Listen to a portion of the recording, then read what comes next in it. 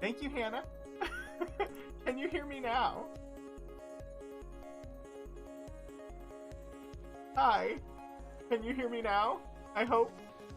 I sincerely hope. Okay. Yeah, this is exactly what I was basically talking about. Anyway, I started off with, hi, Rogues. Welcome to the stream. Happy Saturday. Anyway, I've been a little spacey today. It took me 3 tries over the course of about as many hours to add my allergy medicine to our grocery shopping list. 3 tries meaning 3 times that I specifically walked to my computer to log on to the grocery store website to add it to our shopping list, in which it did not occur.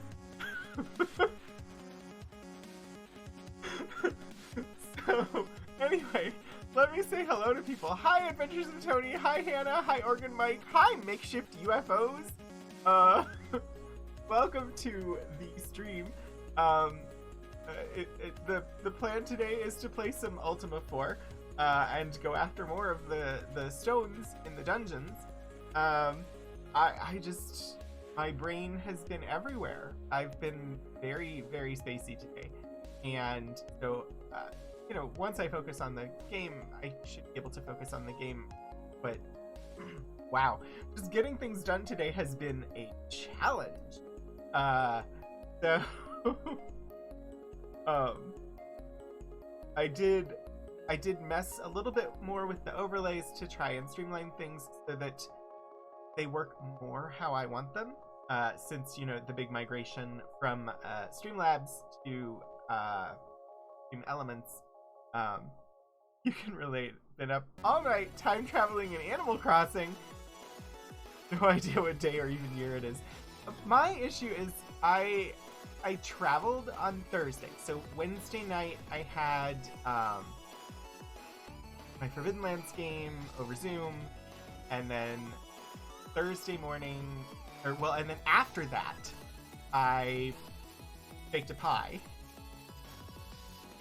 And so I went to bed at like 1 a.m. on Thursday, and then we got up on Thursday and went a couple of hours away to my in-laws and had dinner, and we drove separately because it takes a lot out of me. Only I don't enjoy visiting family, and never really have. So, took 2 cars so that my husband could stay and I could leave, and that worked out. But the elevation change between here and there is somewhat significant. We're in the mountains. They're in the mountains, but they're in, like, you have to go down between the two. So elevation change combined with 2 dogs that I'm allergic to, and just my general need for allergy medicine, just kind of overwhelmed everything. So I've had some serious sinus aggression the past couple of days. I got back, and like yesterday I was a zombie walking around. I woke up at like 8 a.m. just was up, and was like, my body was exhausted, but I was awake. And it wasn't until like maybe 2 o'clock yesterday that I finally started to feel like my body was awake, but I was still really tired. And then this morning, I didn't get up. I wanted to get up. I like to try and get up between 8 and 9, although my body does not want to be up that early. But productivity-wise, I feel like I need to get up that early to be productive. I did not get out of bed until 11:30 today. And that is unusually late. Like, usually, even if I let myself sleep in, I'm up by 10. Because my body wants to, like, my natural rhythm is get up at 10, go to bed at 2. that is me. So to sleep in until 11:30 is really unusual. But it happened. It happened today. It did. But regardless of all of that, I'm having a fairly good day. I had a massive headache when I woke up, and I have taken headache medicine about a half an hour before I went live. I took some headache medicine, and it's already into the background. Although focusing on doing something helps to make me not notice it anyway. Like, I made an emote this afternoon that I think you all should have. Decent afternoon, Riser. So yeah, I made this today because it was suggested that since I do an archives stream, I should have an archives emote. So that is an archival box. And it should be there in the follower emotes, which you can't use it on other channels because the follower emotes are restricted to the channel that they're on. But archives box that's available to everybody to use as an emote. I don't know. Probably going to be most useful in my Wednesday streams. But I also added some bird emotes. So I believe those are both tier 1 emotes. They're not going to bounce across the screen. I'm annoyed by that. Something in my setup is not right. Let's try one at a time.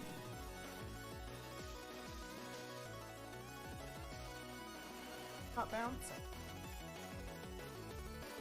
Let's try that. I don't think they're in the mix with that one. I wanted to show off the birds! One moment. This is what happens when you change to new things, and then you're like, how do these work? I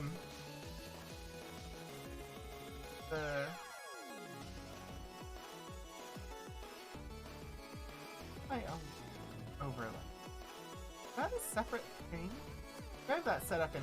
I think I have that set up individually. Arg. Hi, Kira! Yeah, some new emotes. Heading.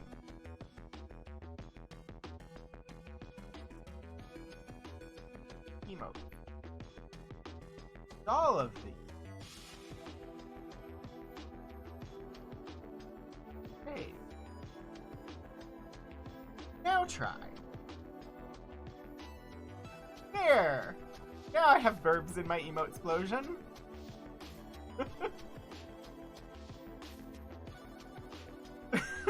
I'm just... So, I did not make... Mira! Yay! 11 months! Thank you so much for being the best mod, and for putting up with my chaos, and for subscribing for 11 months! That's amazing. Yeah, we're close to a year. Now though I have to fix all of it. This, I have now learned what I should do differently, which is I should set that up individually and just... No. Okay. Sorry. I'm distracting myself, and I should focus. I really should focus, but now I need to... we are going to get to the game very shortly, but also, yeah, so new stuff. The archives emote I made myself, which I just found a CC0 image of an archival box, a Hollinger box, and cut out the background and turned it into a PNG and uploaded it as an emote. So it's just a photo that somebody took of a Hollinger box that I turned into an emote because it was CC0, meaning that's Creative Commons 0, which means public domain. So I was able to do that without without much difficulty. The others I bought. The bird emotes I bought and fixing stuff while I'm talking.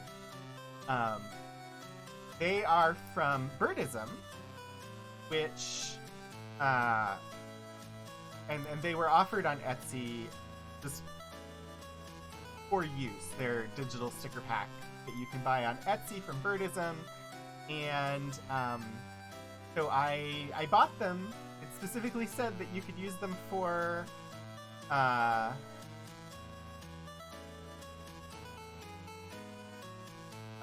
Twitch emotes, which was really nice. I think I fixed all of the overlays now. If not, you know, I will go back and fix it. I should focus on what I'm doing instead of fixing the overlays.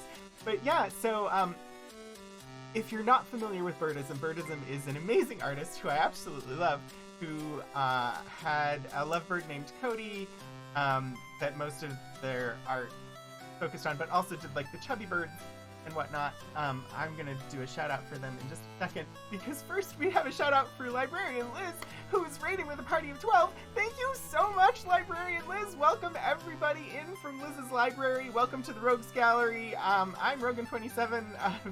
I stream here. One second, my brain is I have missed so much chat because I was fixing the overlay to make sure that the emotes were doing what they were supposed to do. I'm gonna scroll back just a little bit here.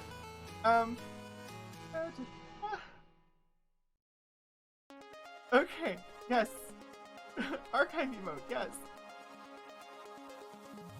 No, Kira, it's totally fine that you can't stay. No focus, only chaos. Yes, that is it. Anyway, hi, Librarian Liz. Welcome everybody in from Liz's stream. Yeah, we've been. I made some new emotes. I made one that's available to people who are just followers, so for free. Archives box, because I do an archive stream every Wednesday.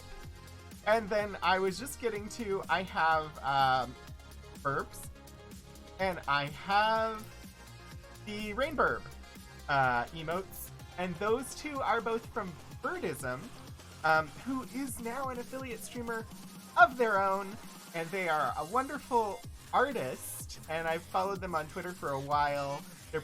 I'm part of like Bird Twitter. I follow so many like bird accounts, mostly because Alex the Honk. I started following Alex the Honk a while ago. But so Bird Twitter, but Birdism and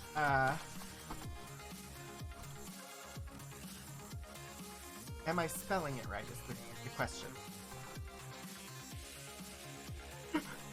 Sorry, 1 second. I promise we will get to the game very shortly. I just need to give credit because Birdism is a wonderful person, and they made their art available for use as Twitch emotes, and I needed some bird emotes, so now there are bird emotes. And Birdism started streaming recently, and they just reached affiliate like a week ago, so you should definitely give a follow over to Birdism.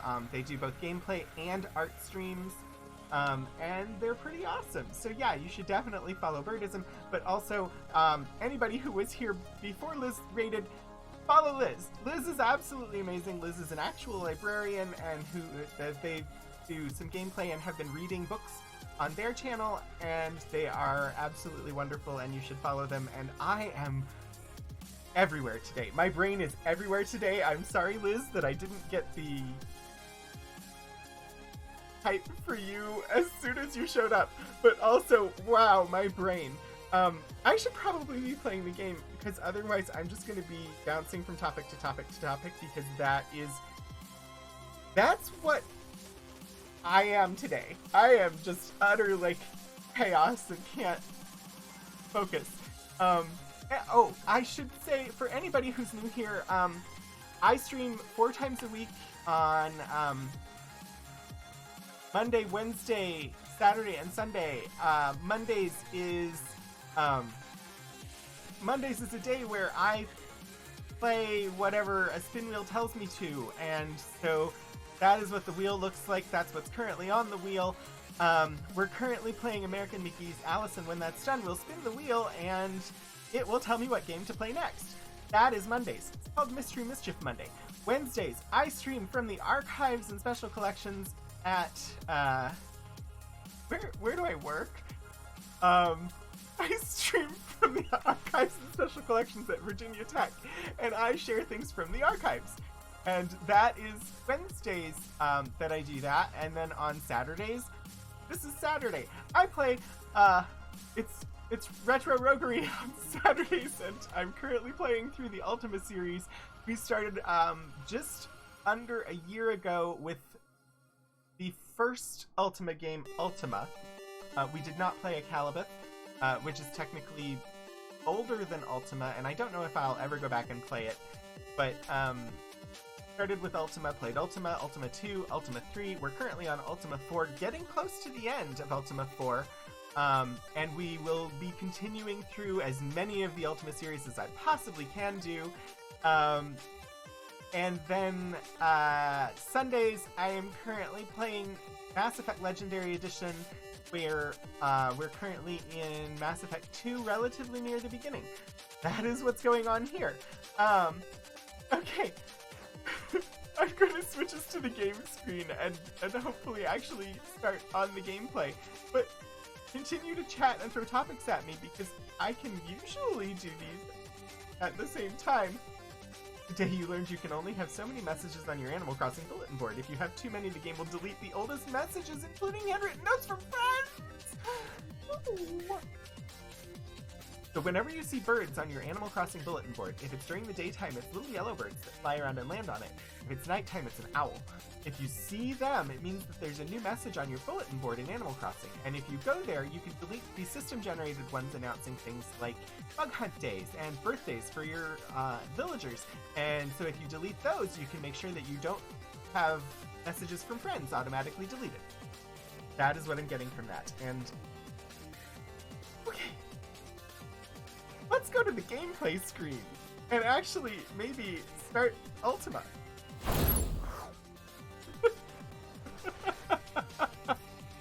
Listen to the Burbs, who had 28 minutes in the pool. Thank you all for being here. I appreciate you all very, very much. Okay, Ultima 4, Quest of the Avatar. We are an 8-part Avatar, and last week we went into a dungeon. We've technically done 2 dungeons so far. We did Hifloth first, which is apparently, from some of the stuff that I've seen online, the second hardest dungeon in the game, and we did it first. But after Hifloth, we went and did the Dungeon Deceit, and netted us a blue stone. So presently we have the black and blue stones. And I think this week our goal is gonna be to head to the Dungeon Despise. So let's learn about the Dungeon Despise before we open the game. Wait, what? Huh? Who? When? Why are you crying, Tony? What have I missed? Did I do something? Are you crying because of me?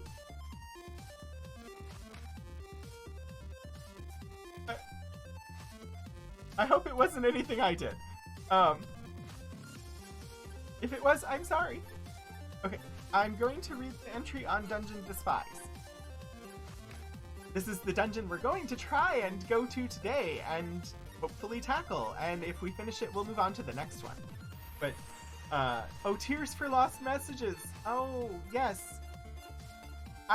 Yes, my brain had already forgotten that we were talking about that.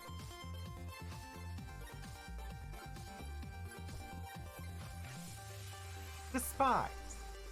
Deep within the crags of the mountain range. Oh, I should go this way so that you can read along.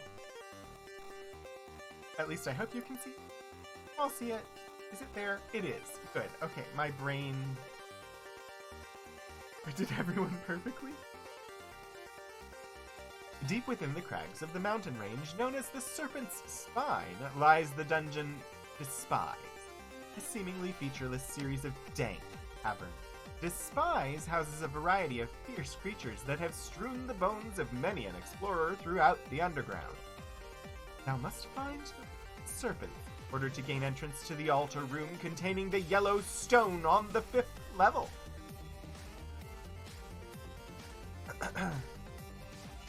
Care is of the utmost necessity on this level, as there are many perilous traps scattered about.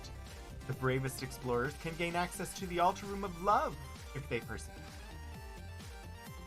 Okay, so we've got the hint book here gives us a little bit of a map. Not going to look too close, but level 5 has the altar room,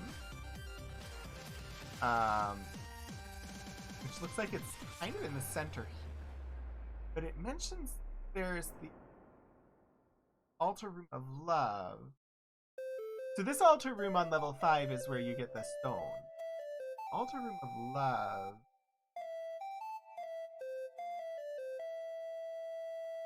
It's just going to be marked as a... And it says if you persevere, you can get there. So I'm guessing that means it's on the 8th level.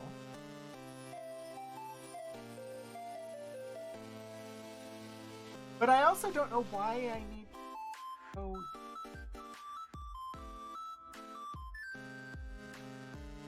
Like, I think I have to have certain stones before I go there. I don't know, though. This is my first time playing this, and I don't know how it works.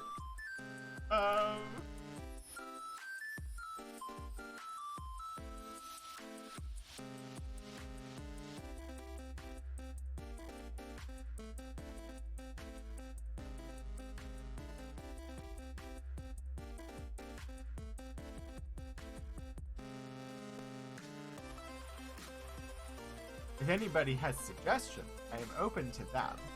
But,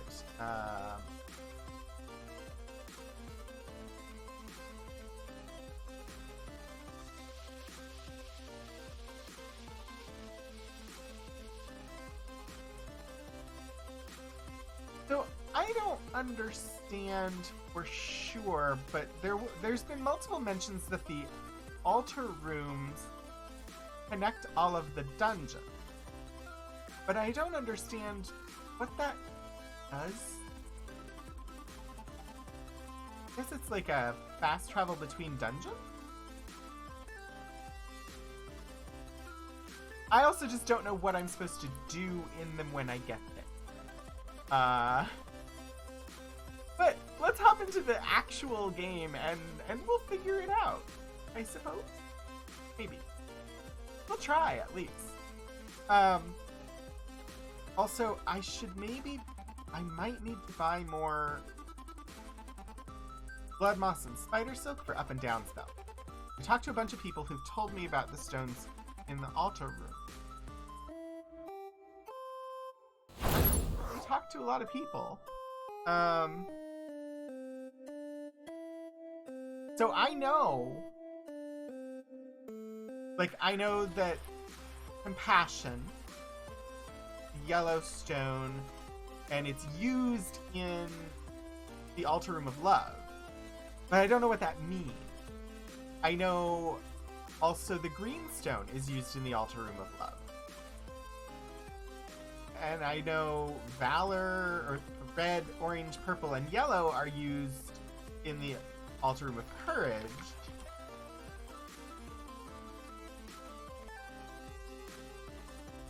I don't know what that means. So, I suppose I'll find out. But, okay, let me actually open the actual... No, yes. Okay. I am in the game. I have the game file open. I should hit... Okay. Journey onward. Alright.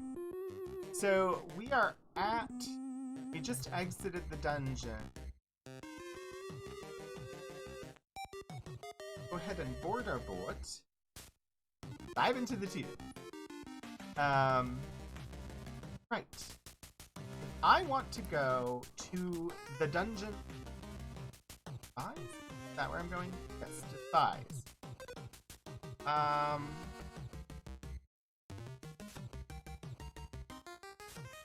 Mountain range known as the Serpent's Spine. Serpent's Spine is this mountain here, right next to Castle Britannia. So I think we're gonna head back to Castle and then start searching from there to find this dungeon.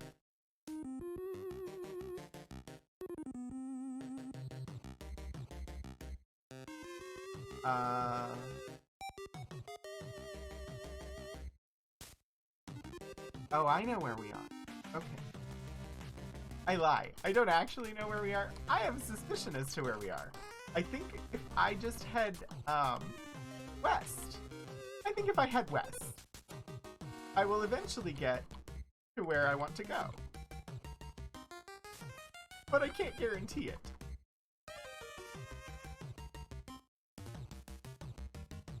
You've missed watching streams this the only one you've been able to catch. I'm glad that you were able to come. Grey Haven. I don't even know what that's a reference to. What is that from?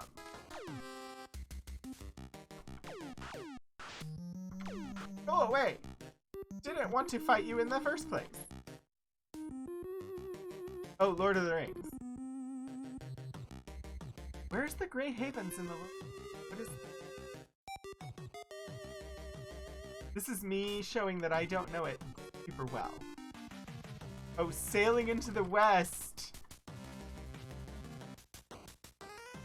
This is obscure to me.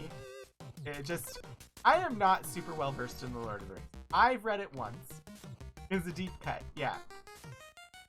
I've seen the movies. I've read the books once, including the Silmarillion. But that doesn't mean I retain any of that.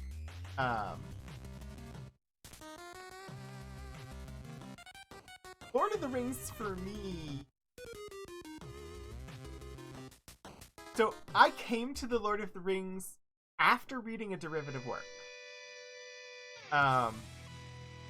The books that got me into reading were The Heritage of Shannara, the trilogy by Terry Brooks. That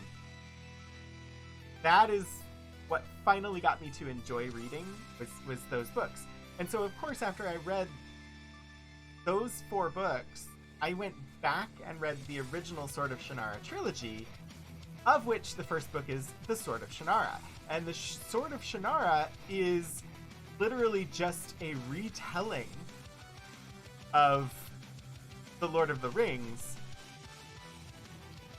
It's just like a reskin of The Lord of the Rings.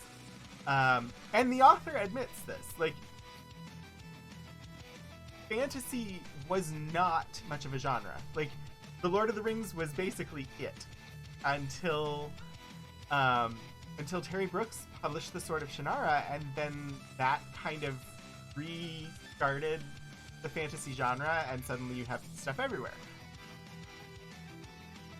It was his first book, and it was literally just The Lord of the Rings reskinned. The second book in that trilogy, The Elfstones of Shannara, builds off of that and really creates the world of Shannara its own thing. So I knew the Lord of the Rings story when I first came to it because I knew the Sword of Shannara. Because I went backwards from it. But anyway, sorry. I have distracted myself by talking about Shannara, which I could talk about for a very long time. We're not here to do that, though. We're here to play a game. But also, we normally have D&D on Saturdays that you canceled due to illness this week. You're remodeling your shop! I hope that is going well and that it will make a more functional shop for you. giant quilted map of Middle Earth on your wall. You're not into Lord of the Rings too much or anything. Yeah, fantasy was kids stuff.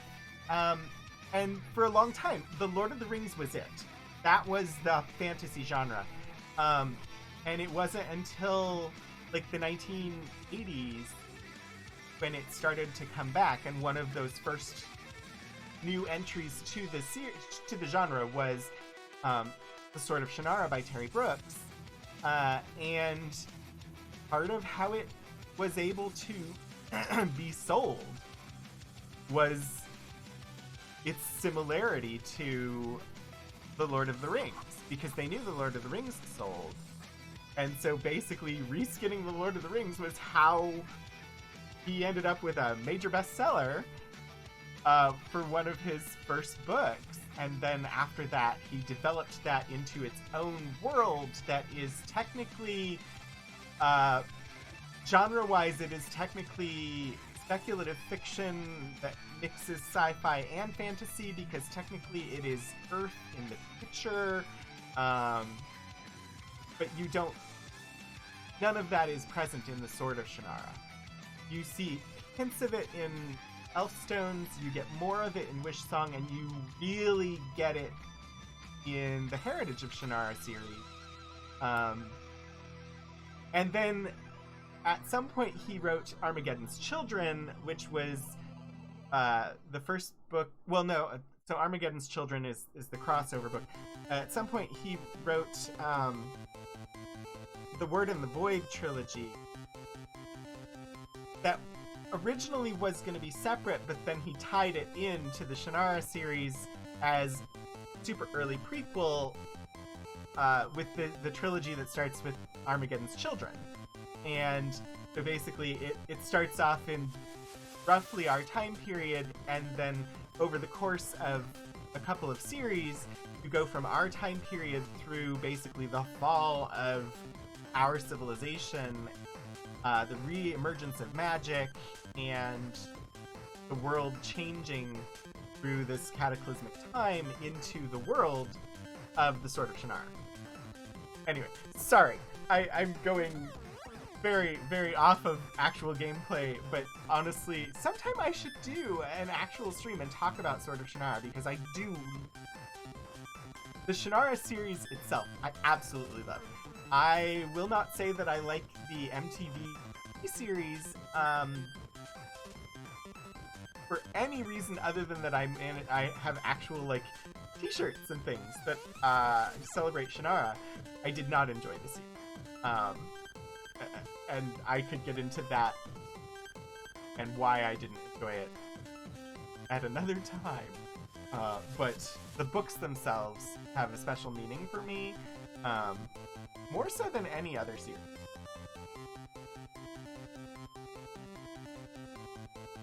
Okay. I'm exploring the mountains. I'm sorry I'm really distractible today, but I'm really distractible today.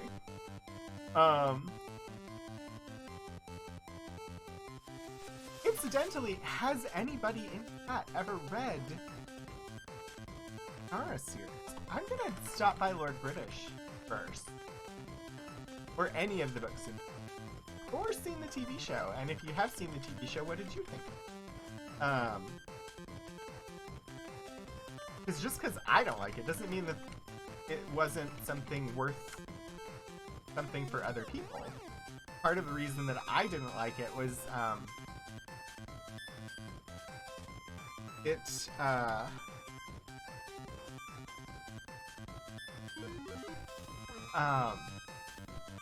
honestly, it was the elves. So there are elves, and the elves have become very similar to humans in this world. But they still had a quality to them. They still had some regality. I don't know if that's a word. Some regalness to them. And MTV, the first time they encountered the elves in the MTV series, it felt like I was watching like the Real Housewives of Arborlawn or something. Like, it really didn't work for me. They felt too vapid and shallow to really reflect what I expected of the elves in that series. And that, like, they made other story changes, which didn't bother me because it was an adaptation to television. And so plot changes and alterations and emphasizing the post-apocalyptic future aspects of it, none of that bothered me. What bothered me was the characterization of the elves in the and so I couldn't watch the series. I just couldn't get past that. Because it didn't feel like they were... And some of my favorite characters from the entire series were elves, and I just couldn't... I could not watch and have these characters that I loved end up being like characters on some MTV reality show. So I just couldn't watch this.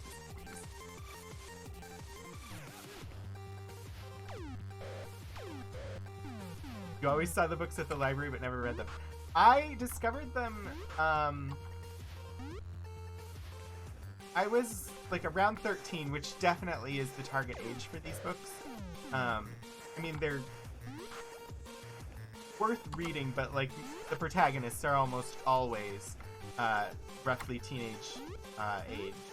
And there's a lot of like coming of age themes to it, etc. But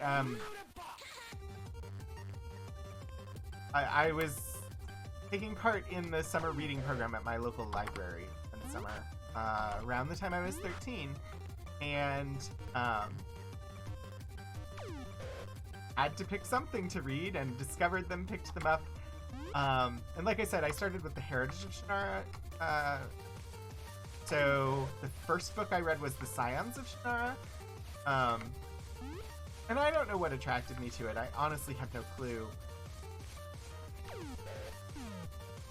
But they were the books that got me into reading. And after them, I read Dragonlance,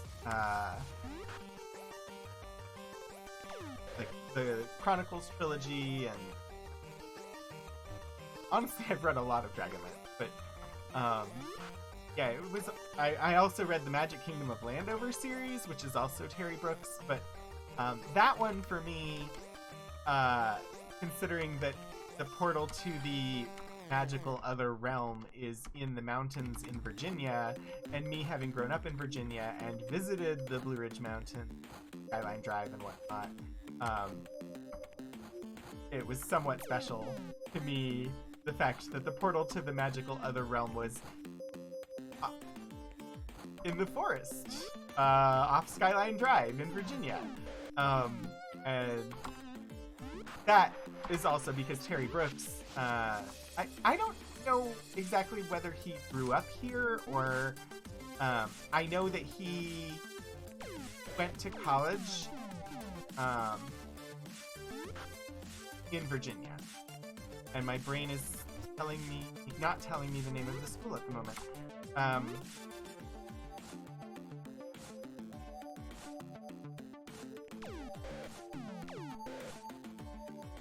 They have archives of his... Morgan Mike, it doesn't surprise me that you were a Dragonlance kid. Ooh, yes, Dragon Riders of Pern is also really, really good. I never read any of the Star Wars books, but I did read a lot of the Star Trek books. What really got me into the Star Trek books was after DS9 ended. The novels had...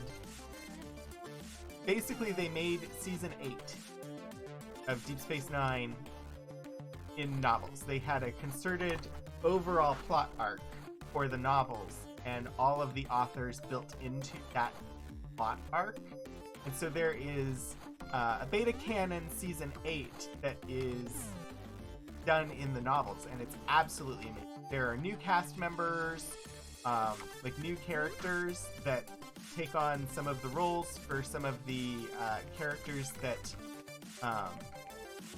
were leaving at the end of the TV series. It's really well done, and I highly recommend. If you search for like Star Trek Deep Space Nine Season 8 novels, you can get a listing of which novels, like where it starts and kind of what the novels are in the Season 8 for the series, and it's really, really good. Like Nog becomes the Mir, Ro Laren comes and takes over Odo's position as chief security. It's really, really. You're always on the lookout for good fantasy reads with your daughter, especially since our interest in the Harry Potter books has waned for reasons. Yeah. So I definitely would say Shannara.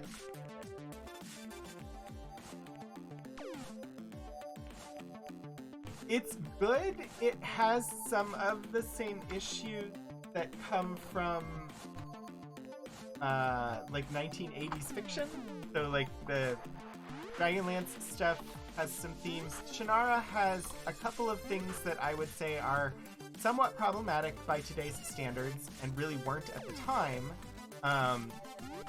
There are, especially in Elfstones and Wishsong, there are characters who are definitely based on the traveling folk. I wouldn't say that they're terribly negatively portrayed, but they are there. I mean, they are also depicted in Anne McCaffrey's Pern series as well. But the Pern novels I really, really enjoyed. I don't know. I think my favorite of them is Dragon's Dawn, actually, which starts off and is primarily a science fiction novel. I think that is my favorite of the Pern series. Chronicles of the Imaginarium Geographica series. I've not heard of that one, but thank you for giving a recommendation. Hi, Raining Rue. Tamora Pierce. I'm not familiar with Tamora Pierce, but thank you for giving recommendation.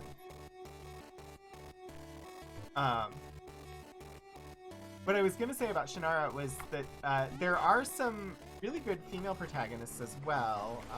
There are...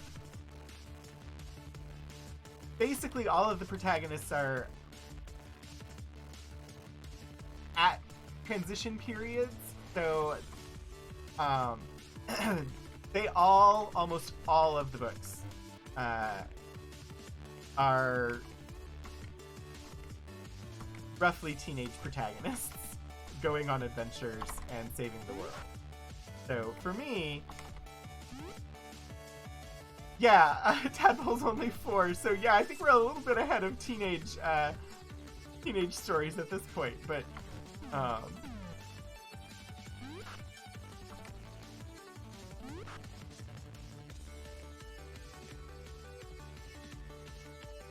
Brain, come on, Brain.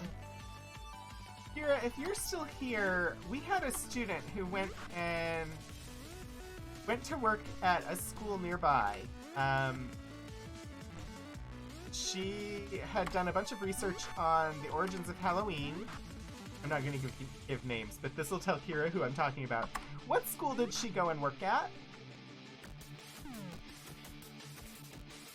If you're still here. If not, that's fine. It's just... This student went to work at the school where Terry Brooks had gone to college.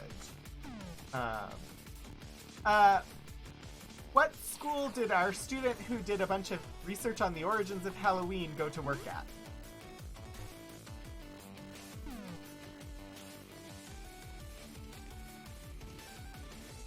Washington and Lee. Thank you.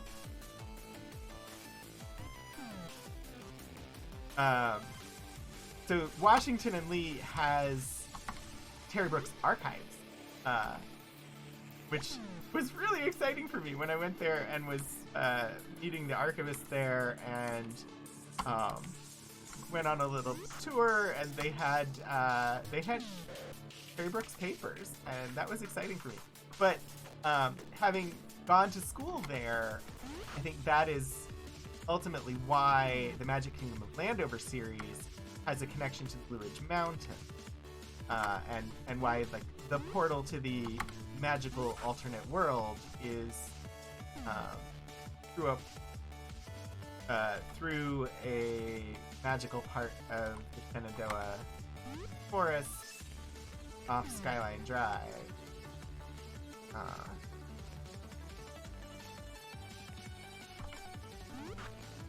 Thank you.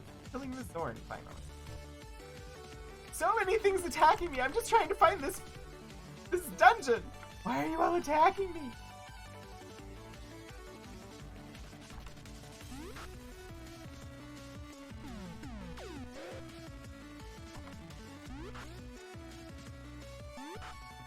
There was a period of time where I ended up reading just like every novel I could that was like fantasy style novel with coming of age themes, like teens running away from home and becoming heroes. That was basically all I read for quite a while, because I enjoyed them. And also at the time, you know, I was in the closet, coming to terms with my sexuality. None of these books were useful in that respect. Like, none of them had LGBT protagonists, but they did have people who had something special about themselves that made them different and caused them to have to run away. So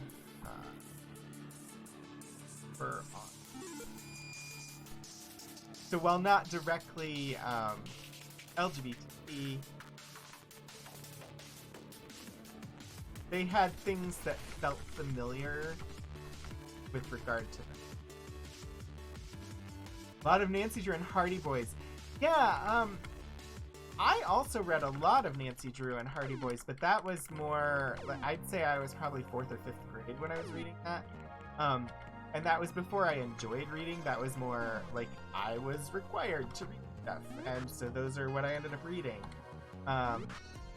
So in some ways I have a fondness for them, but I think I would enjoy them more if I went back to them. Because I really, really, really, really did not like reading before, like, the summer before high school. Also, like, the Mr. Men and Little Miss books when I was really little. And the Richard Scarry stuff. Busy Town. I have fond memories of Busy Town.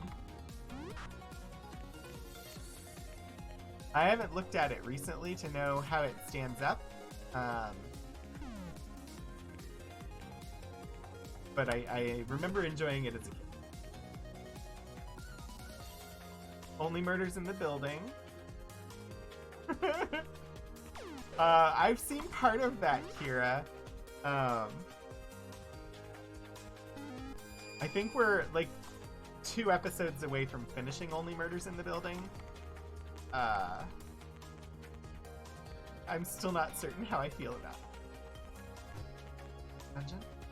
Ah! I think I was very close to the dungeon, and then I got attacked. Leave me alone, skeleton! You're 3 episodes in. Okay. It has a...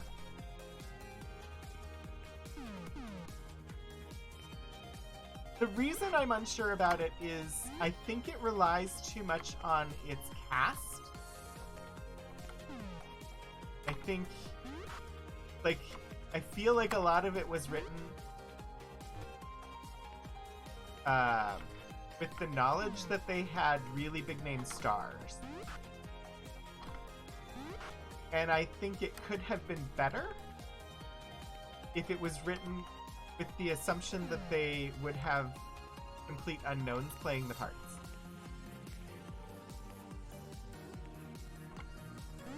And that's just personal opinion on my part, but there are definitely aspects of it that I felt relied on them having big name stars. And to me, that made it less good than it could have been.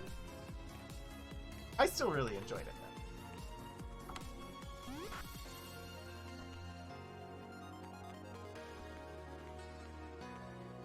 though. Are you watching it with your mom, Sarah?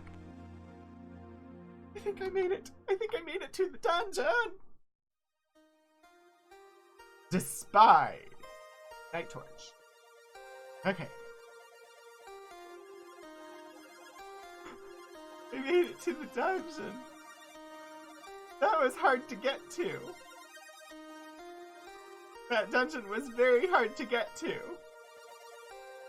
So many things attacked me.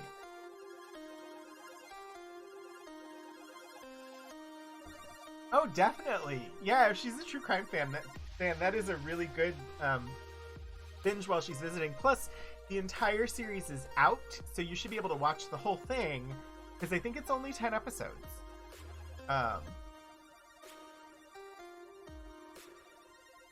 I've started a few series where we've seen an episode or two, and then just they've been putting them out week by week, and so I haven't finished them because I forget. When I could sit down and binge an entire series, great. Like, eventually I will go back and finish watching Foundation, but they're releasing it weekly, and I don't remember what day of the week it comes out, and I have other things to do, and so I forget that there are new episodes. We just started watching Wheel of Time, which started off really good. I would recommend it, especially if you've read the books. I read the books. I think it's been like probably 10 years since I read them, but I'm really enjoying it. I feel like it's done a really good job of adapting the books. But again, it's a weekly release, which means I will forget. And eventually I will be like, hey, did we ever finish watching that? And we'll go back and watch the rest of it, but that won't be until after the entire series has released. Because, no, drop all the episodes at once, great. Otherwise, I can't keep up with a weekly release television show at this point. It's just not something that I end up being capable of doing. So typically with these things, unless it's something where I have to watch every week to avoid spoilers, like when when WandaVision came out, etc., I had to keep up with it to avoid spoilers, and so I was able to do so. But otherwise, I'm most likely to come to it after the entire season has released, and then I'll go and watch the whole thing in 1 or 2 goes. Alright, I am here. I just descended to level 1. Don't know what everything is on level. It looks like we've got 2 fountains.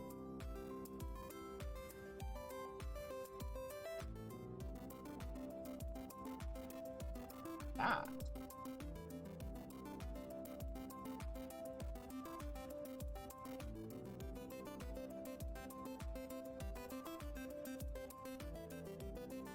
I found a better map. See if I can find it again.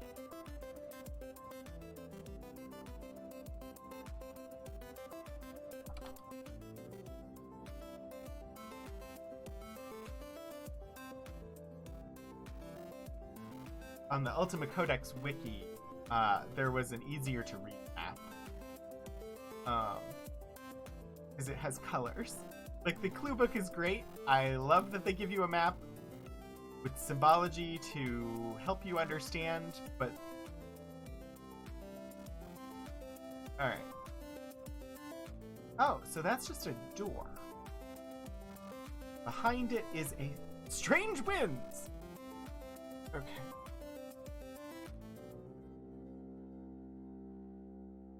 But we have a fountain of health and a fountain of poison. That's good to know. Okay, I think I know how to proceed.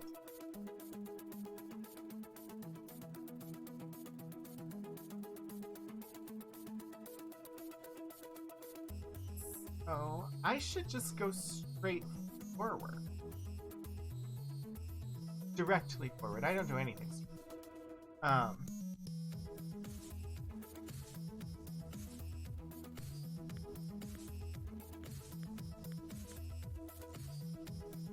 Well, a bunch of headless things. I don't remember what they're actually called. We'll find out, because I'm going to attack them.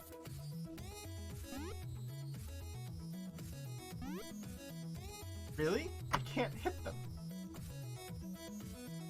Archivist Kira is practicing their roguish skills by lurking in the shadows.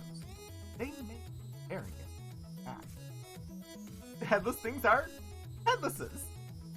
Of course they are. Why would they give it any other name?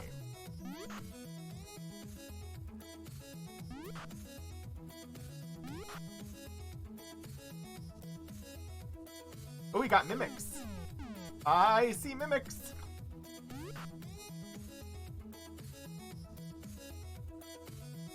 Wait, Archivist Kira came out as Sakura? Sakura? In the closed captioning? Sakura. Why can't I say that? My goodness. Sakura. Nope. Nope. My mouth does not want to say that word today. I can say it in my brain, but it comes out differently when I try to speak the word. Sakura. Ooh, but, for no reason whatsoever, other than that Sakura is a Japanese word,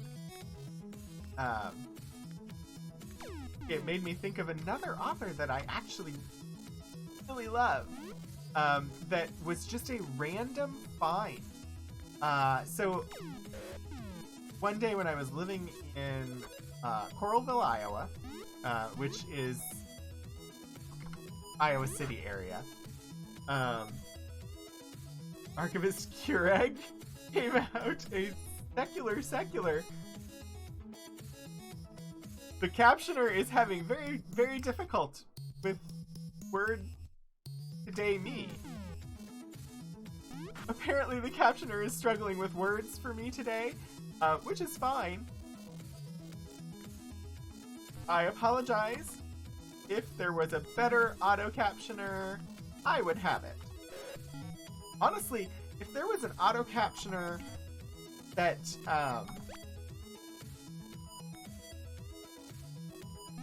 was better and I could pay for, I would pay for it.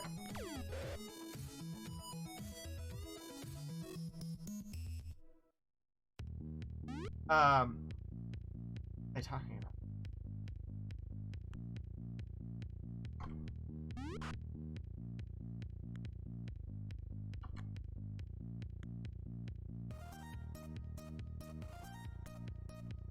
Sakura. Oh yes, okay. So I randomly found an author, because I wanted something to read and I didn't know what to read, and I was in Barnes & Noble in Coralville, Iowa.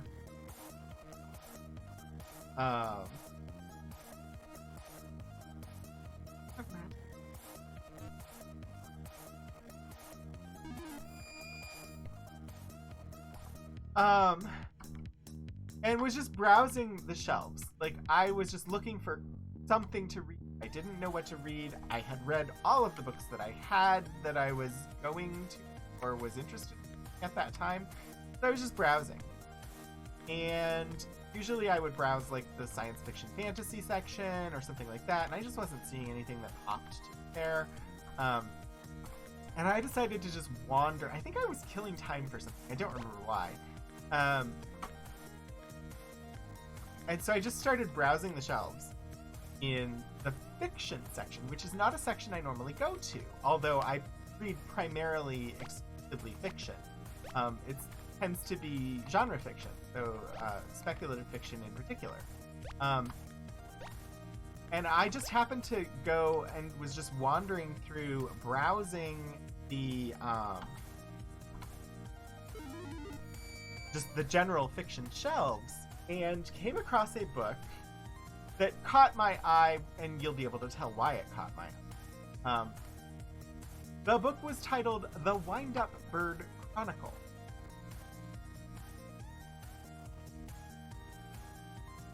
So now you know why it caught my eye. Ascended to level 2, facing west.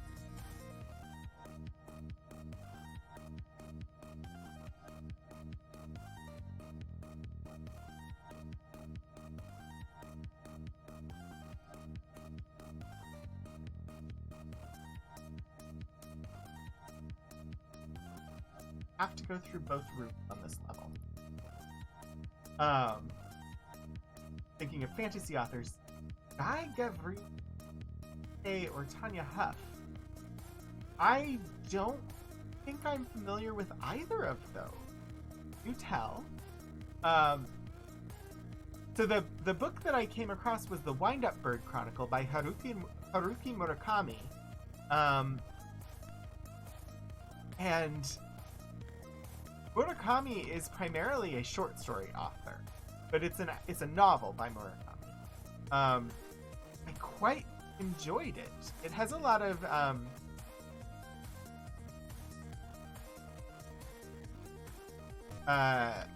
it incorporates, like, it was really mind-bending for me because it incorporates a lot of Japanese cultural mythology into the surrealistic elements of it. But I wasn't familiar with any of the Japanese cultural mythology that it was incorporating, and so it was sort of a mind-bending book for me because it was incorporating essentially like standard societal tropes from Japan that were completely alien to me. But so I read The Wind-Up Bird Chronicle, and then I went on to read A Wild Sheep Chase, and eventually I read 1Q84, which I definitely recommend Haruki Murakami if you like elements of surrealism in your fiction. I really, really enjoyed Murakami.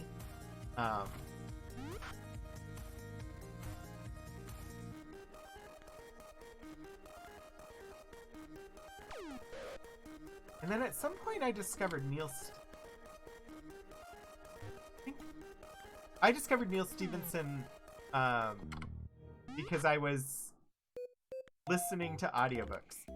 So I've had an Audible account, an account on audible.com since 2000, which was shortly after Audible came into existence.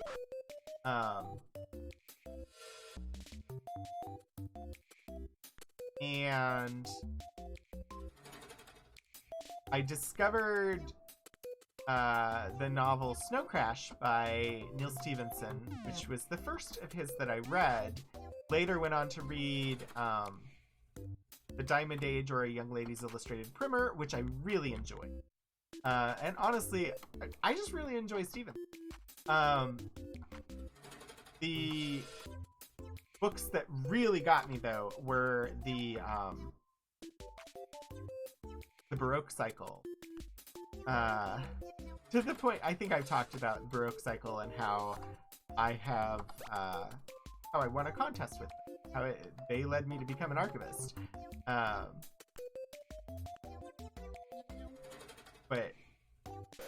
I was just, at the time, I really got into them. I really enjoyed them.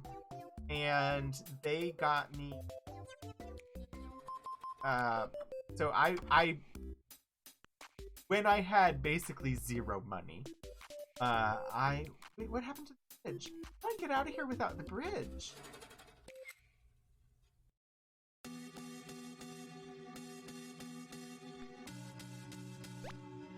I don't understand.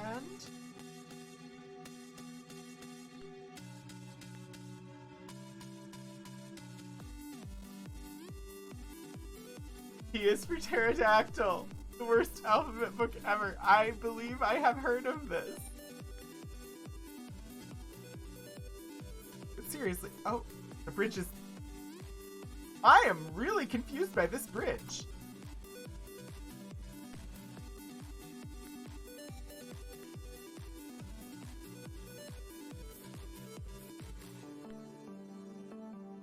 So there's also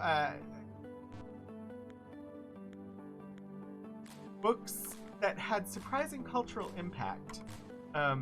When I was in high school, I worked at a Toys R Us. That was my after-school job back when your after-school job could require you to work until 1 a.m., which is no longer allowed in Virginia, although I'm absolutely certain still happens. So I worked at Toys R Us for like 4 years while I was in high school, and we had a very small section of like baby stuff because there was a Babies R Us across town.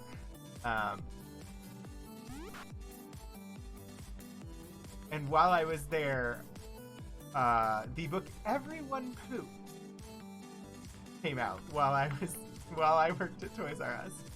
That book and its related books, I believe there's an Everyone Farts and etc. This surprisingly, I mean, I've seen it. I've never like sat down to like read it, but it a book that has had a surprising amount of cultural impact in that it is a like mega bestseller. Sorry, we were talking about books and I had to bring up that book for reasons, I guess. I don't know. Practice.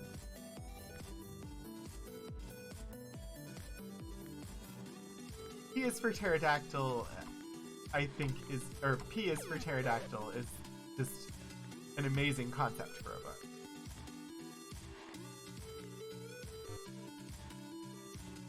I want to go.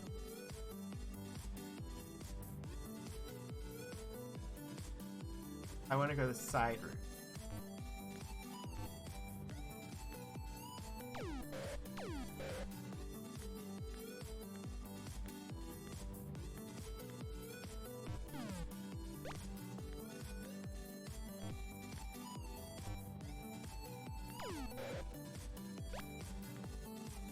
So I should ask, just because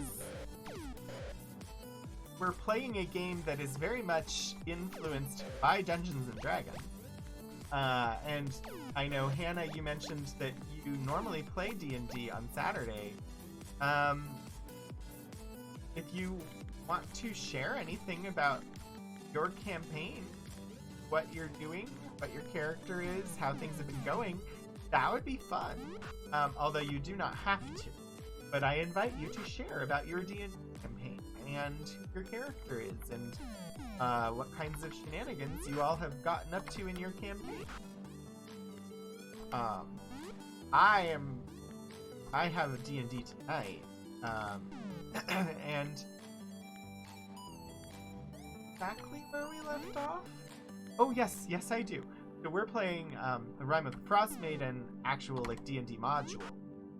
And I have my Himbo Cleric of Death named Aesir. He's an Aasimar, Scourge Aasimar, Cleric of Death. His skin and hair and whatnot are all metallic, which was... it's just flavor. When he started to exhibit his Aasimar characteristics, that was how they came out. But they are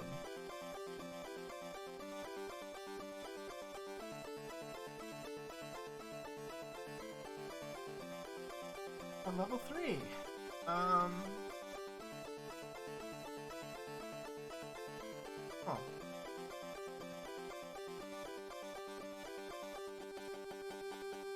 They just entered a town and discovered a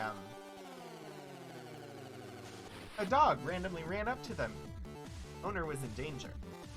And they followed the dog to its house where they met one of its owners and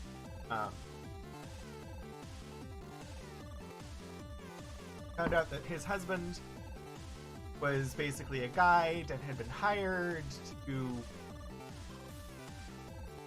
guide people off towards Kelvin's Cairn. And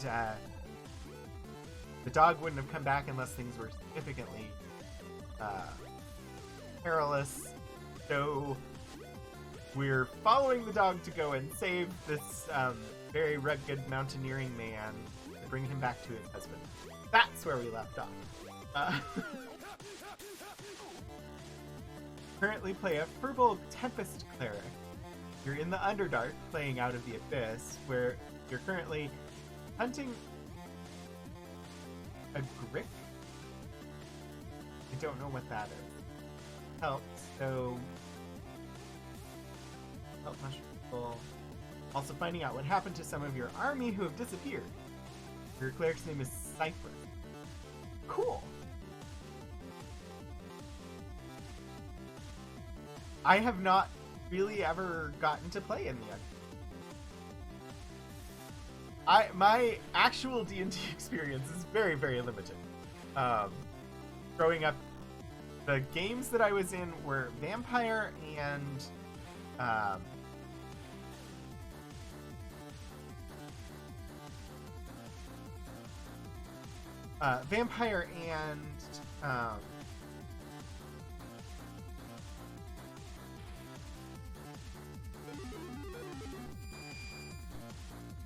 Rift.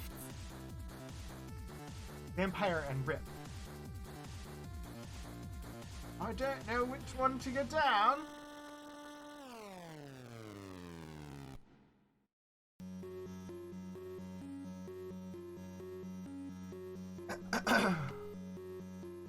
I'm trying to examine the map. So presently I am on level 3. I am in this part of level 3. I have 3 down ladders.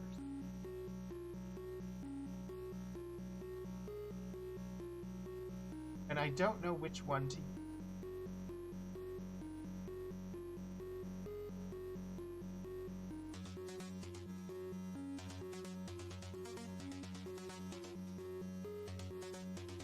Oh. I think I know which.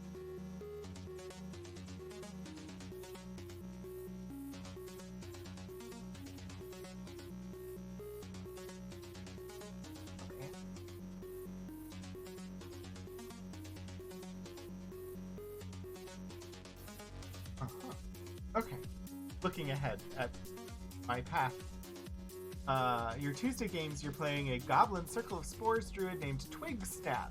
Used to be a grave robber, so she can be a little off-putting. She also doesn't trust elves, because she's never seen a dead one. Currently trying to free dragons that have been enslaved, and you have 3 weekly games. That's awesome. Curse of Strahd, where you play a Fire Genasi monk, Way of the Sun Soul named Krek. You've played 1 session so far. You haven't done much with her. So I'm also currently playing 3 games. 1 is D&D, 1 is Forbidden Lands, and 1 is Cypher System Superheroes Claim the Sky.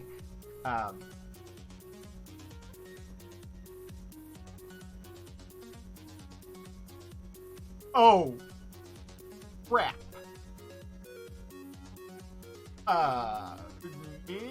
Cast Tremor.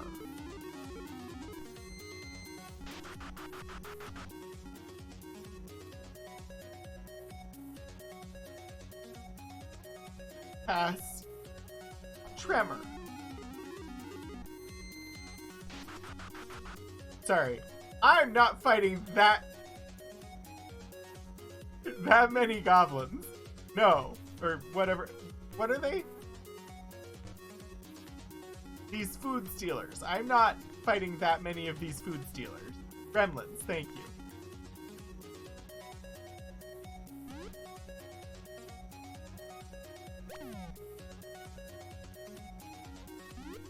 Oh, come on, somebody kill him! He's stealing all of our food! What are they? Miserable, run-ending monstrosities. Yeah, I walked into that room and I was like, oh no. We are not doing that.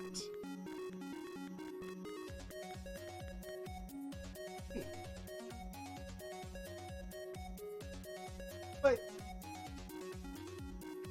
now I'm confused. Are there not exits to the sides from this room? I thought there would be exits to the sides from this room.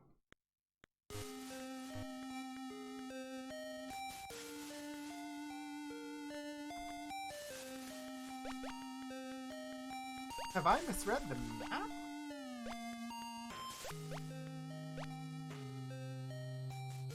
We don't want the treasure chest.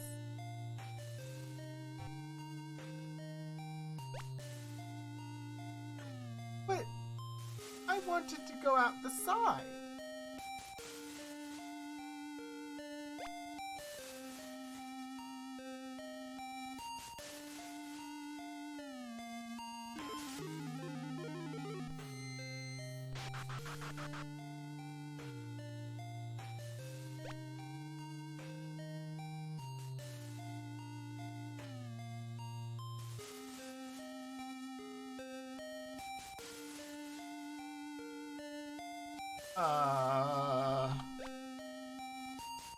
Crap. Hidden.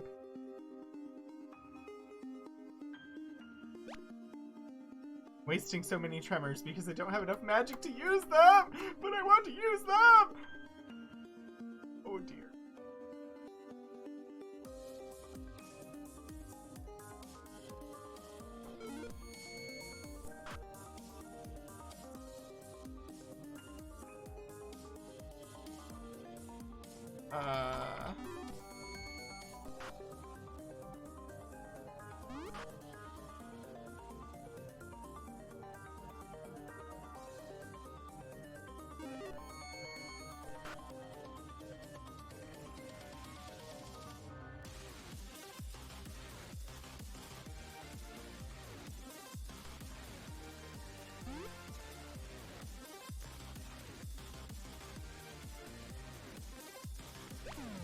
This is surprisingly one of the most dangerous rooms that I have ever encountered in this game.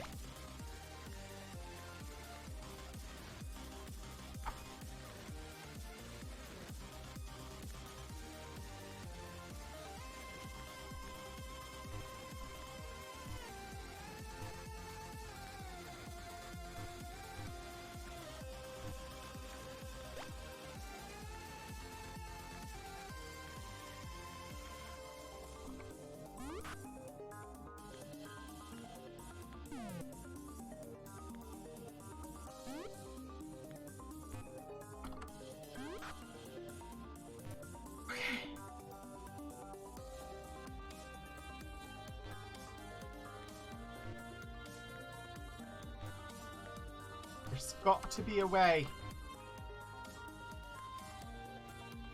Short of rooms with sleep spellcasters in them, Balrons or Reapers, Gremlin rooms are pretty much the most dangerous thing around. Yeah. Also, I have found the trigger to open up the exit that I want. I think this is the exit that I want. We'll find out. It's the exit I'm taking. Wait. Do I have to kill it? I think I have to kill it, because I can't leave otherwise, because that will get rid of my valor.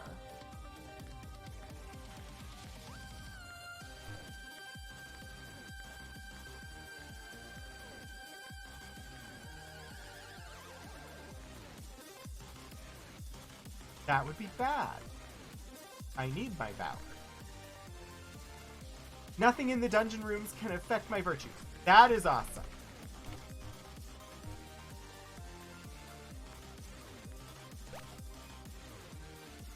Random combats can, but not the runes. I am so very happy about that.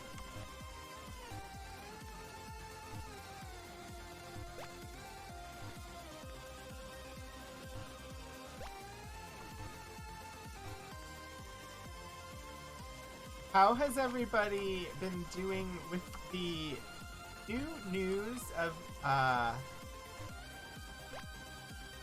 sorry, warning, I'm going to bring up, current events, relating to the Panini.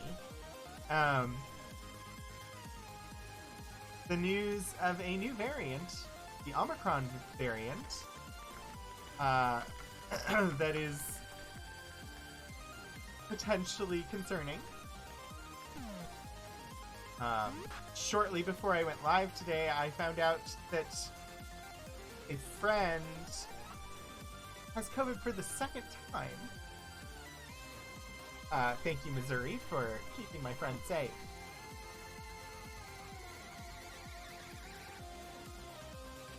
Katrina could use it. Will it kill her?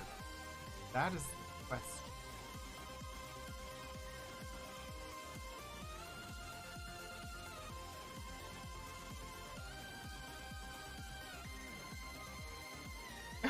Oh, I'm sorry, Tony. I mean, there are variants of most viruses. I think, and plus, what I was reading yesterday was that the way that the vaccines for COVID-19 were designed, the pharmacies, or the pharmaceutical companies say that they can tailor the vaccine to target a specific variant within about 100 days. So if it becomes something where you need a specific shot against this variant, it would take them about 100 days to produce the new version to target the specific variant. So it would be summertime when those specific boosters for a particular, like if Omicron needed a specific booster, it would be around summertime when those would be available. So not as fast as we would all like it, but also really amazing to be able to turn it around that quickly. So, new variant of the virus doesn't trigger any PTSD. None whatsoever. I will choose to completely believe you, Mike. I'm scared of this orb. The orbs in Hithloth took 600 hit points. If this does the same, 200 damage plus 5 dexterity, I think then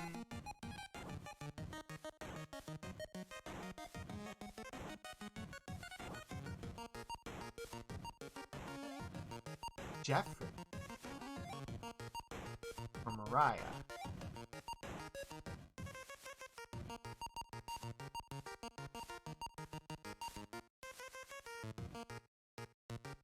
Find a magical ball. Who touch it?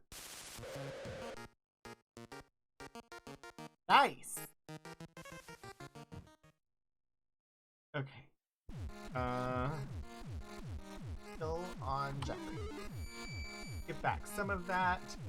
We're doing good. We're doing really good. I'm actually going to rest a little.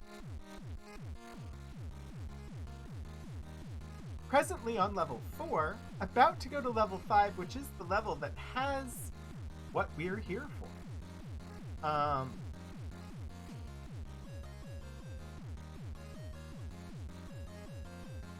Oh, I'm sorry, Tony. Every time someone catches the virus, it mutates.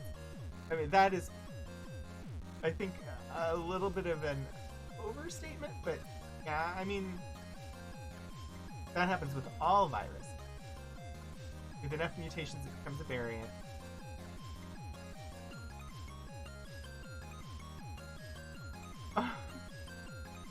Tony, I'm hugging you.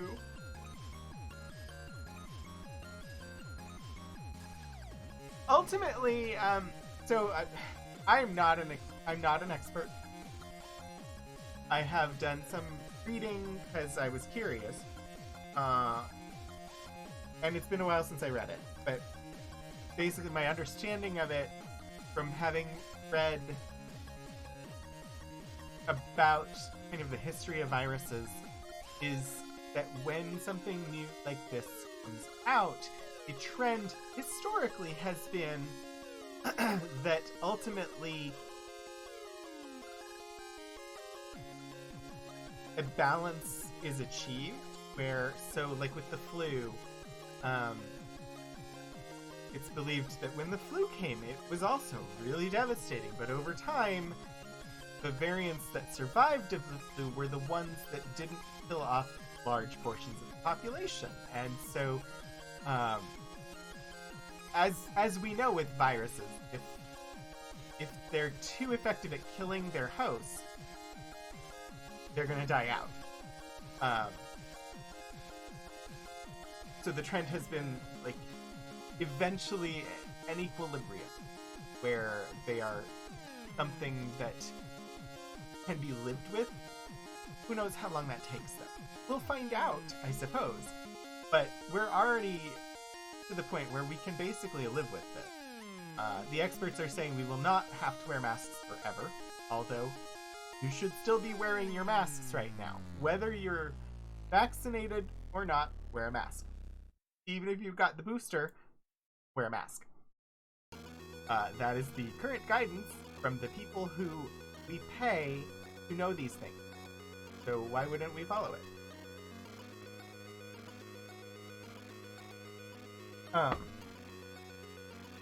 That said, mask isn't for you.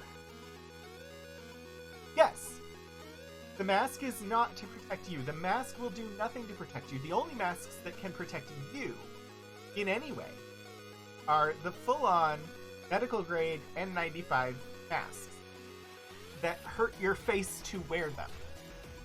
The ones that leave marks on your face because the seal is that tight. Those are the only ones that can protect you at all. And they don't prevent things from getting in your eyes. You wear the mask so that if you have it, you don't pass it to somebody else.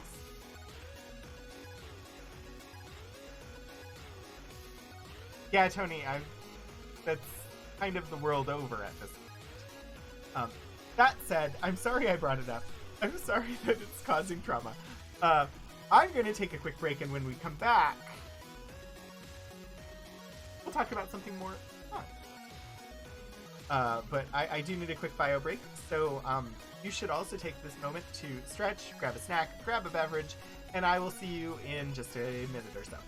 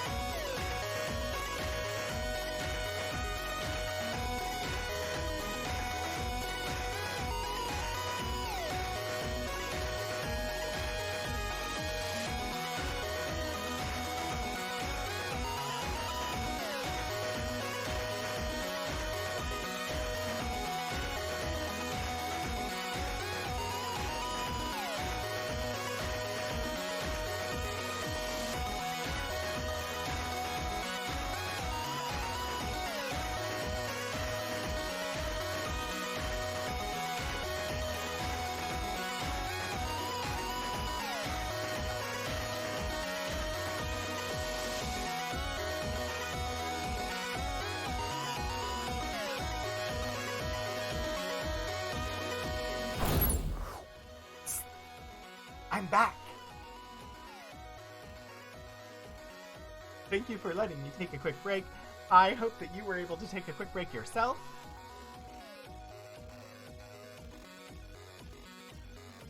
How about we head on to level 5 of this dungeon and find this yellow stone. Also, while we're here and chatting, this is not where I thought I was going to be. I know where I am. It's not where I thought I was going to be. Oh, heck.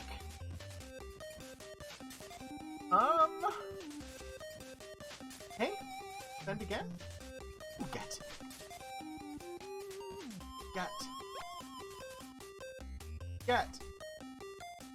Give me the chest! Also, that was not what I wanted, but I got many chests.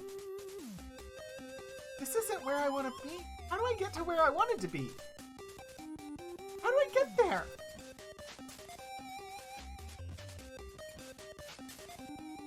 What? Oh!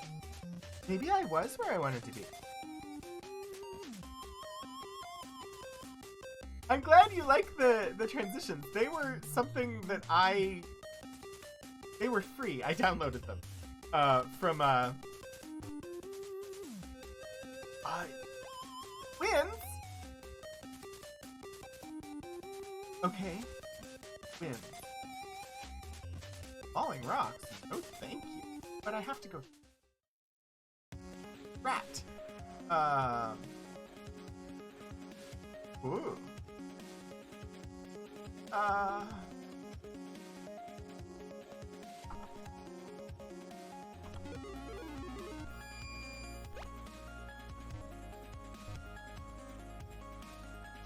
What?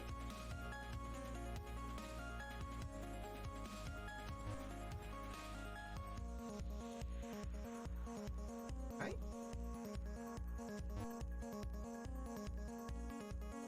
Right. Okay.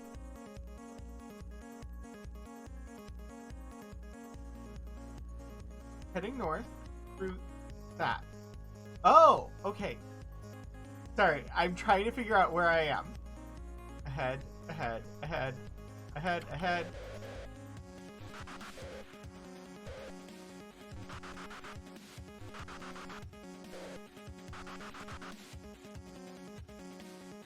Winds? What the hell?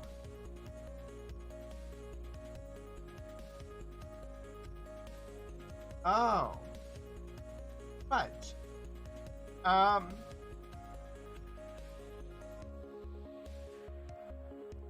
Cure. 1 second while I cure myself of all of this poison.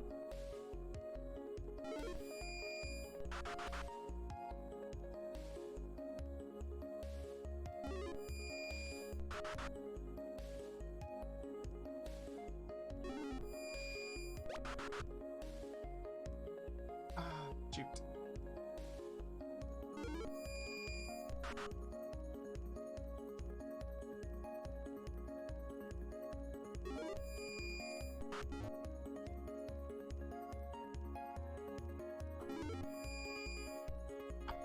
Okay.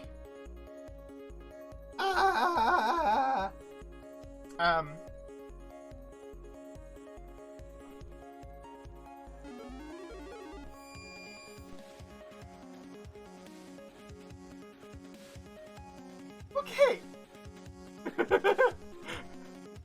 Do I have any more dispels? Because I need one.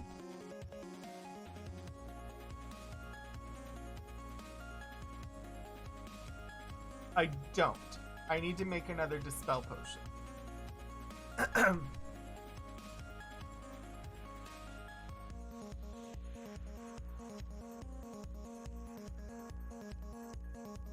Ooh.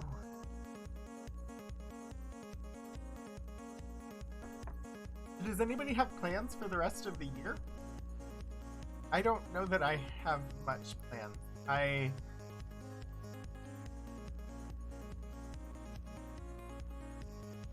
have a couple more archive streams happening. I've got plenty of stuff to do at work. I've also got a job that I don't think that I will ever get, that I want to apply for, if for no other reason than to apply just in case, because it would be amazing to get, that I saw posted.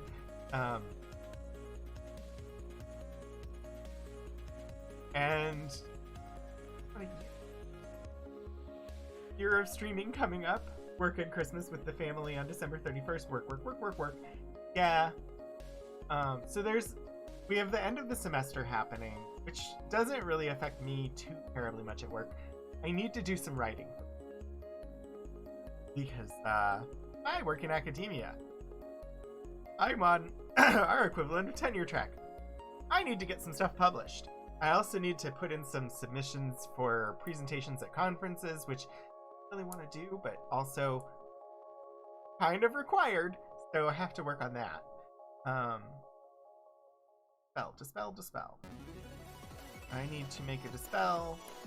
Black pearl, garlic, and sulfurous ash. Let us mix agents for dispel. ACF.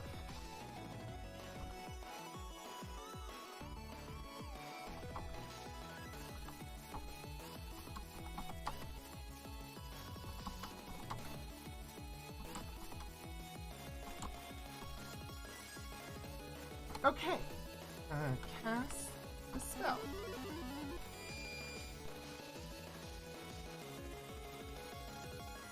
So, the map I have says that as I move forward, there are going to be falling rocks. I do not know if there is any way for me to mitigate the falling rocks at all. I think it is just a trap that will cause damage. But regardless of which direction I go, there are falling rocks.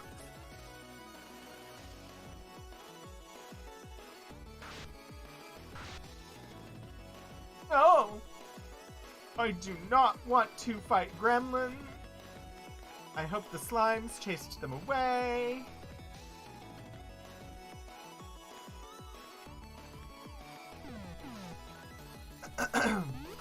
We will be home this Christmas. So I mentioned earlier how much I do not enjoy visiting family. And it's kind of just like a thing with my family. We couldn't visit like extended family very easily, so we didn't do it very often. So I grew up with like family Christmas was a phone call. And that's just how I grew up. And so I think I'm used to that, but also just, I don't know. There's a level of stress to it for me that I don't, it's just not something that I terribly enjoy. So I don't mind too much that we'll be home Christmas time, because my husband is going to be on call, so we have to stay in town, or he has to stay. Technically I could go somewhere, but I probably won't. My 1 year of streaming, not my 1 year, like, since I became an affiliate, so, like, but my 1 year of streaming, the 1 year anniversary of the first time I ever streamed will be the 26th of December. So I'm looking forward to that. Your only other plans are to recover from this week. Hurt today more so than you have the rest of the week. Hey, why are you... I may have missed something. Why you're hurting? Are you doing the remodel yourself? Is that why you're hurt? But yes, I hope that you recover from that. You've just been too tired and too busy. Honestly, I understand that, Mike. I enjoy the streaming, and like today I almost canceled because, like I said, I woke up late. I had a headache. I just was feeling down and was feeling like I didn't really want to do it today. But I often feel that way, and I always feel better after I stream. So today I was like, I'm just gonna do it. I can't bring myself to go live at stream time, then I guess I will cancel, but then I went live and I feel much better. The headache medicine finally kicked in, and I just enjoy hanging out with you all, and I enjoy playing the games. So for me, a lot of the time, like, the answer to me not wanting to stream is to go live, because once I go live, I really enjoy it. So oftentimes I will just go ahead and do it. And if I was live and was like, nope, it's not happening today, then I could always end early. But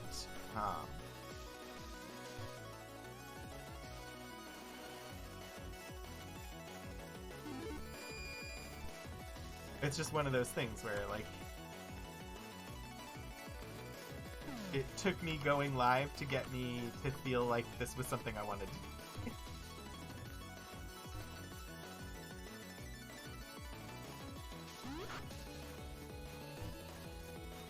You did all the new flooring yourself. Wow. Hired a guy to help rip out the carpet. It took him an hour, and it would have taken you at least a day. And you had help moving furniture. Otherwise, it was only you. That is a lot of work, Hannah. I've never really done carpet ripping out. I have done some flooring work. When my brother bought a house and we were working on remodeling it, I actually gave myself tennis elbow sanding using a sander to sand off layers of in his house. I also we did some work taking out old, like, ceiling and wall stuff, and it was all like plaster and lathe, and that work was so dirty and exhausting, and I never want to do it again. I can do that type of stuff, but I would much rather hire an expert to do it. Wait, but I need to go up. From this room, I need to go up. Oh, I see it.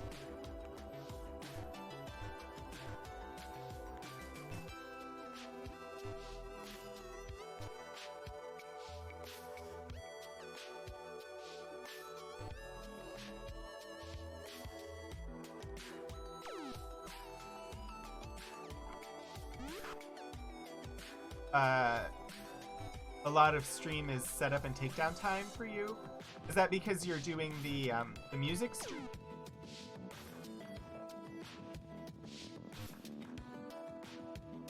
Oh, I saw the secret passage.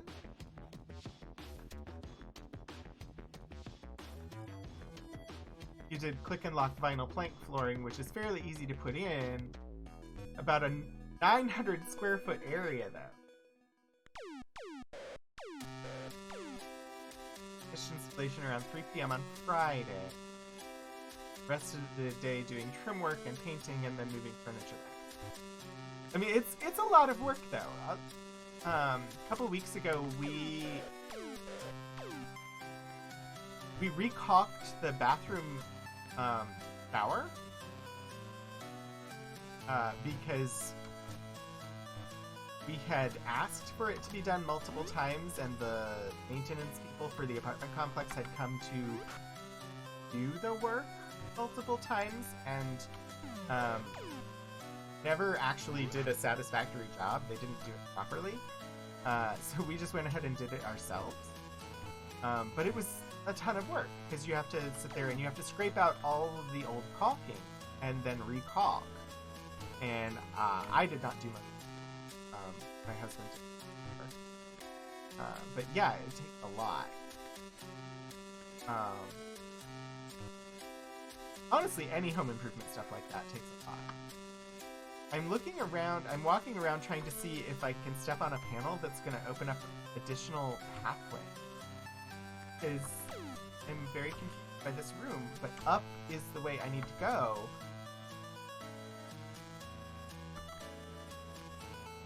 And there was a secret passage that only took me one... So, wondering if I have to kill the last of the sea serpents, or how else I navigate the room.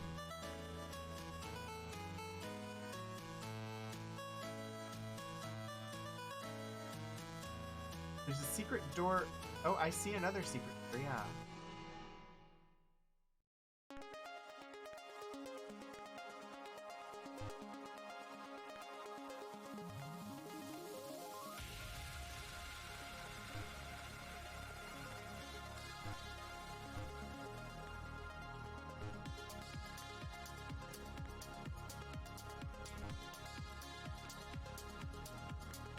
Aha!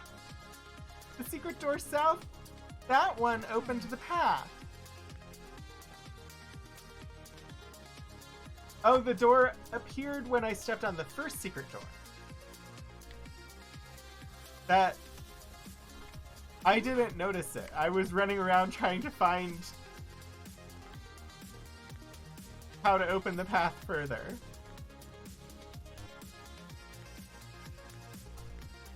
I probably just wasn't paying close enough attention, but also didn't realize that that was how the mechanic was going to work. But anyway, you have a funny moving-related story. Absolutely. Funny moving-related story sounds really good.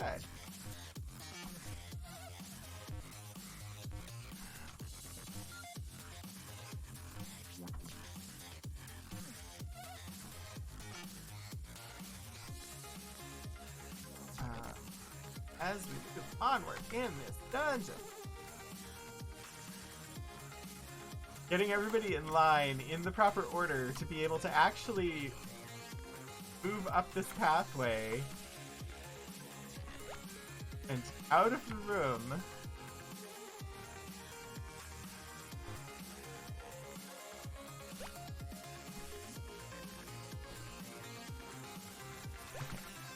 Up, up, up, up, up.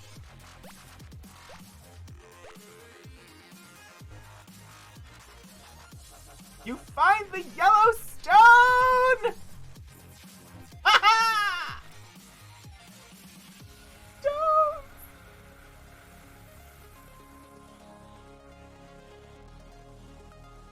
Yes, I have blue, yellow, and black now! Your driveways are steep, everyone knows it, yet somehow a moving truck will get stuck in a driveway about every 6 months or so. I mean, that is like, is it Philadelphia or Baltimore? There's an entire Twitter account dedicated to just sharing trucks that get stuck under overpasses. It's either in Baltimore or Philadelphia, and there's so much signage. So much signage letting you know the height. And it's not just like U-Haul trucks. It's like professional drivers who know how high their trucks are. Like every day. Getting stuck under these overpasses. And it's just like, why? Sorry. Who made me think of that? Yellow! We have the yellow stone!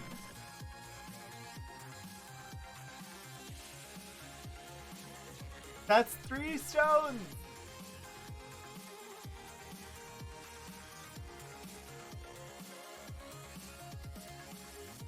What else is there to do in this dungeon?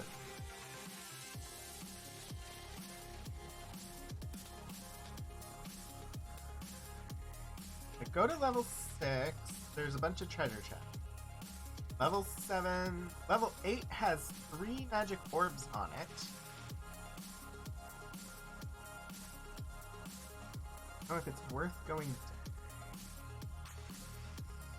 There's also the altar chamber for the altar of love. Don't know what.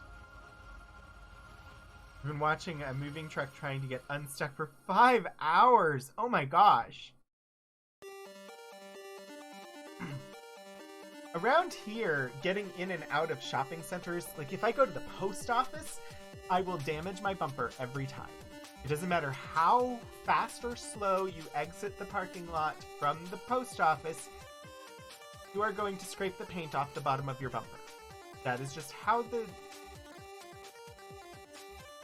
road is. The road and the parking lot meet at such an angle that it is impossible to exit that parking lot without scraping the bottom of your bumper. There's also some housing in the area where I dropped Philip off somewhere, and I was leaving, honestly thought that I had to have dislodged the bumper of my car because I was exiting from the parking for those townhouses and was going down to the main road level, and the shift, the angle, I hit really hard because things are graded very poorly. Anyway, you're watching from your window because it's right in your view. I think we're gonna go down to level 8 and see what this altar is all about. But I'm gonna go, I think, by casting spell. Cast. Down.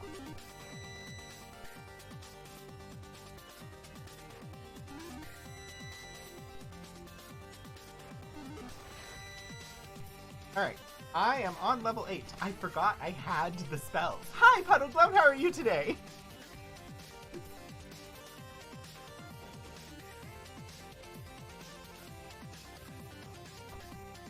Alright, I'm on level 8. There's a door to my right, and I'm facing north.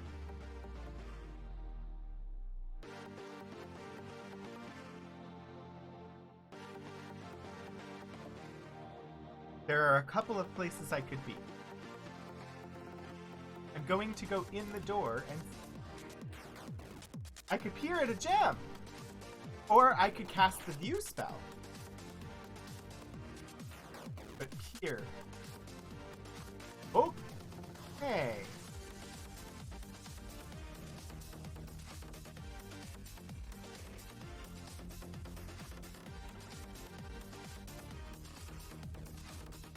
I am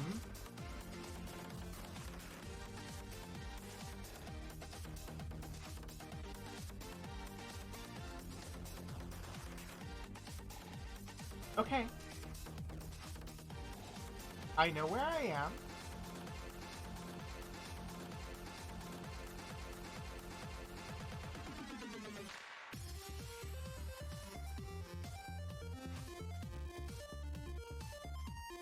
I want to go left first. Go here. Ooh. Awakened trees that are going to kill. I don't think that's what they are, though. I forget what they are. They're dangerous as well.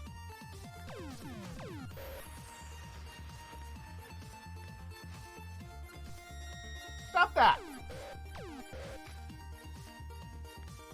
Why are you doing that? Is it your evil nature?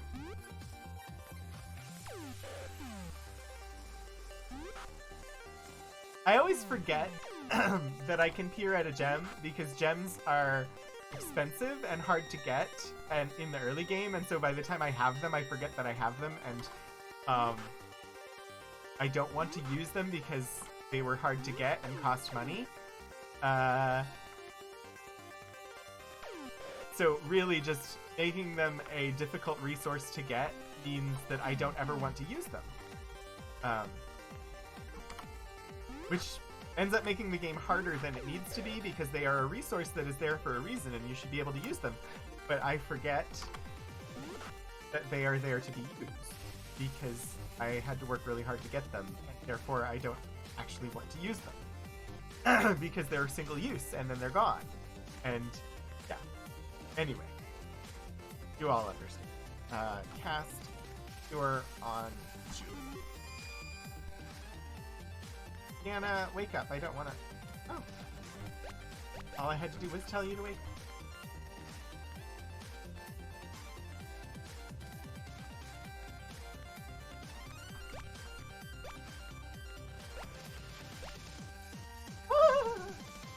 I don't know what this one does.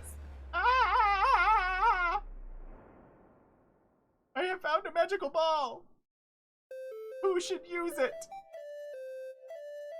I don't know.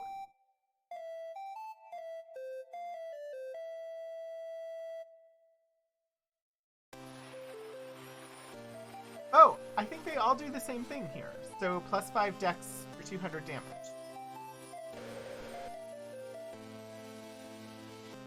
Indeed. Okay.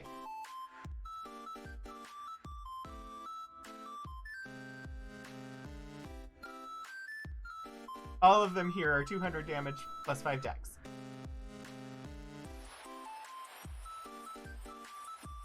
They're based on the dungeon they're being kept in. Gotcha, okay. There are 2 more on this level. I have to go back through that room to get anywhere.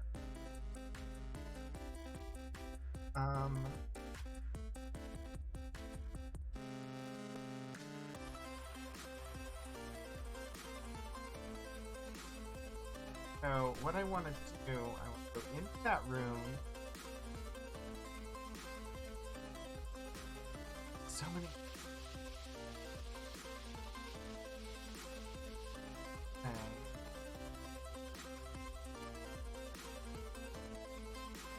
I think I just go straight south.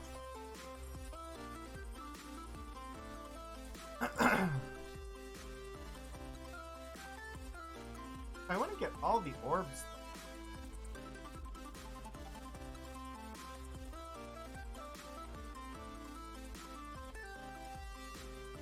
Huh. Regardless, I have to come through here again. And they're all gonna put me to sleep.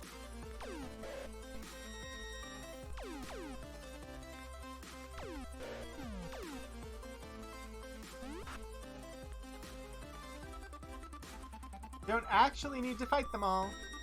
Just need to get out the room.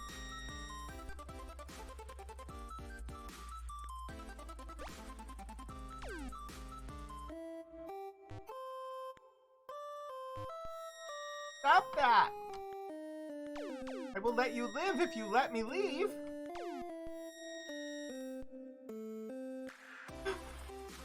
Ah.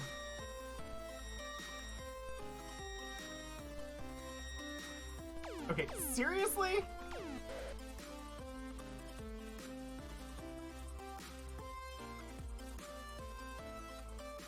Don't have that spell prepared.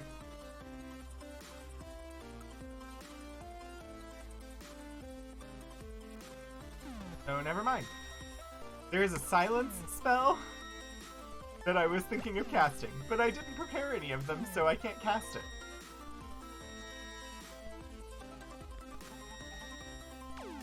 And at the rate that they cast, eventually they have to run out of magical power too, don't they?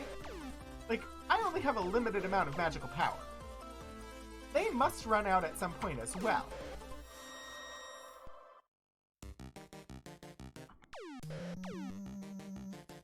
So that they can stop putting me to sleep and I can actually do something?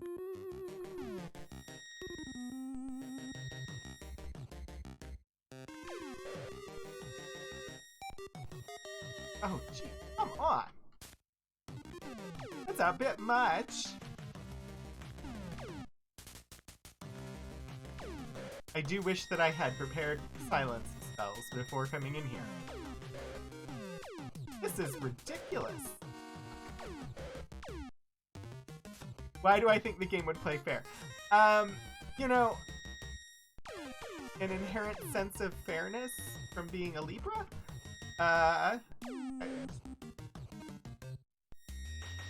I know better. I know that these games don't play fair at all. And my gosh, they're gonna kill Katrina. Stop it! Let me wake up! My goodness! Stop!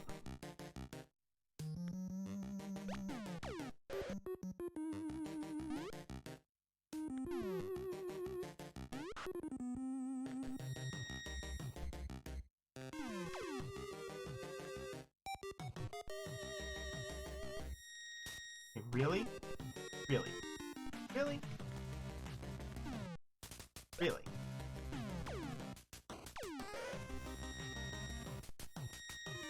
God!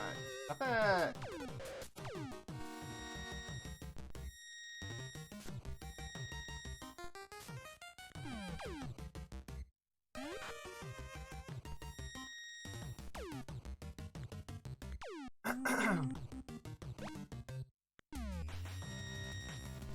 Just like, at this rate, I might as well just kill them. Because I'm not getting out of here any other way.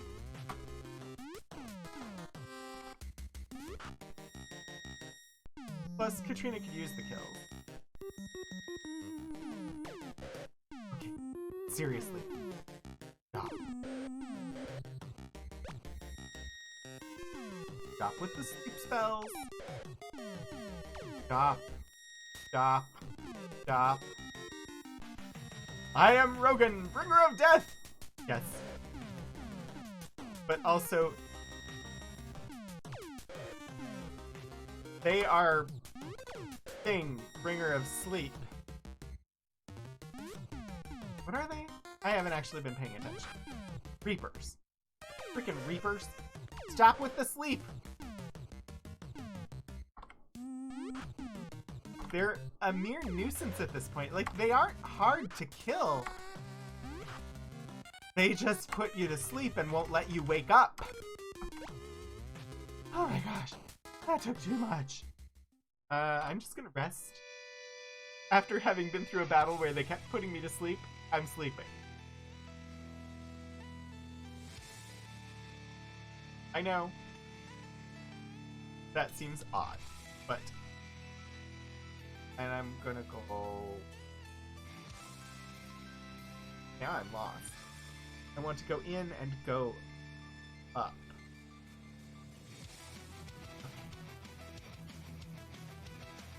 Oh, good.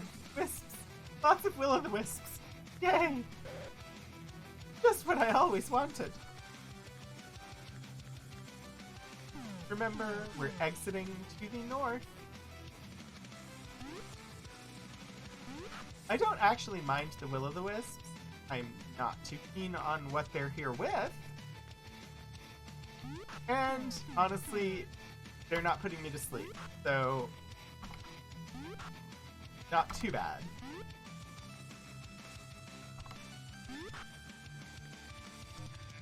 What's funny is having a larger party actually makes this game harder. Saying that as if it's not, but I always wanted it. Hey, I am Rogan, bringer of death. Oh. Okay, come on. I mean, I enjoy the chaos. I do enjoy the chaos.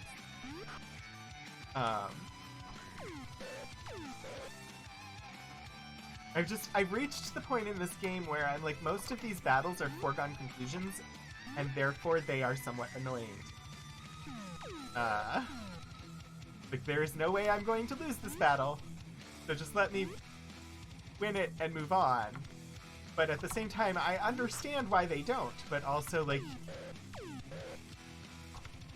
I would like to proceed. I'm objective-oriented at this point, and the battles themselves are kind of just a time suck. I'm not speedrunning. I've never been speedrunning, but at this point in the game, it's like, just let me move past the battles. Give me the experience for winning. The problem with that is the way experience works in this game. It depends on who strikes the killing blow. They're the one that gets the experience. Therefore, they can't ever automate these the way, say, like Earthbound does, where, oh my god.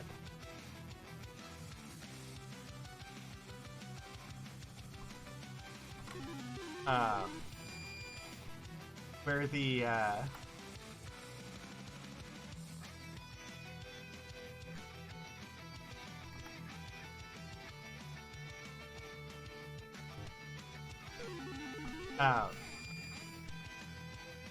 if you're a high enough level, it doesn't actually make you fight through the battle, it just gives you the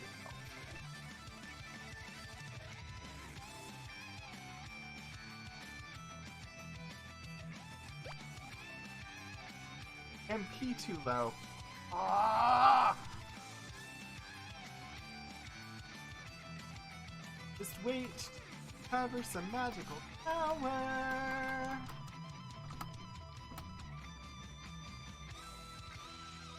I'm up to 17. I don't know how much it costs to pass.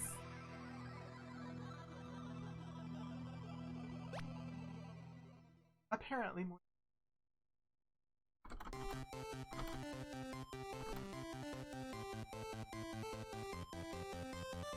Spell is 20.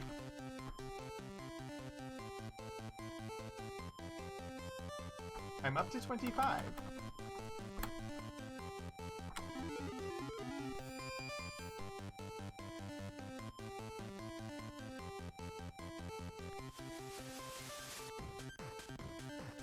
I'm not actually upset. I'm just like, really? Really? You had to give me a room like this? Really?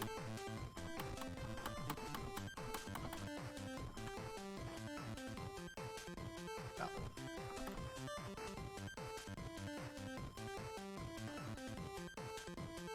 Where basically I'm just sitting here wasting a bunch of time waiting for the magic power to rebuild. Because I'm not going to move across otherwise, so...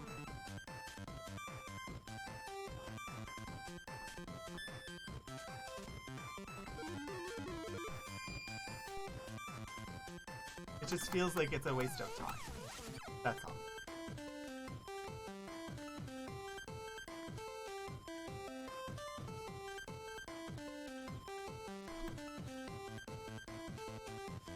And overall, it doesn't matter that much in the scheme of things. It doesn't need to take this long. It's a challenge that I can easily overcome, but it doesn't need to actually take this much real-world time to do.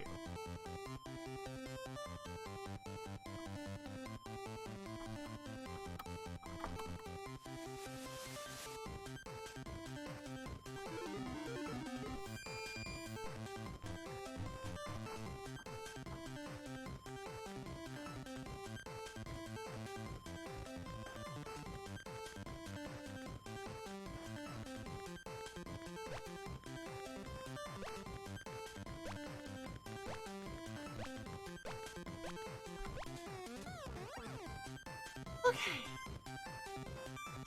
Who do I want to get this sword? Darn it, I'm gonna have to go back through that again, aren't I? Crap. Not you. Is at 28.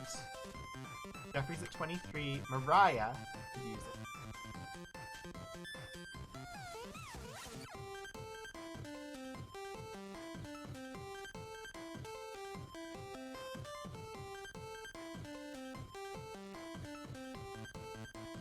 It looks like Mariah could benefit the most from it. Search. Alright. Now, I need to mix up some dispels, because I don't think I actually have any.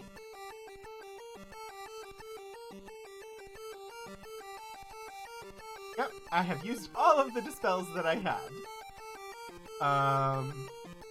Great. Go through there, exit to the left.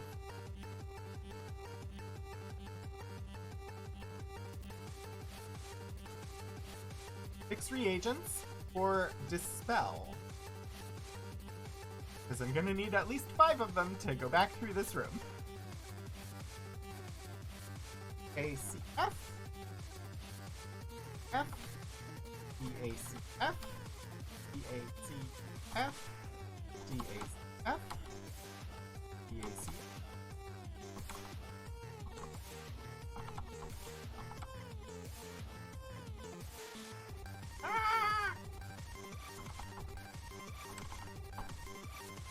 Okay, I have 12 dispels now.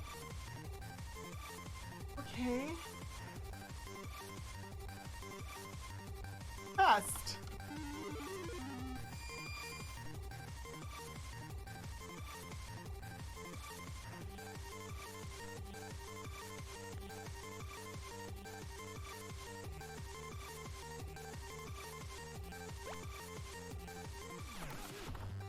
I had hoped that I would have enough magic to do 2 in a row. I did not.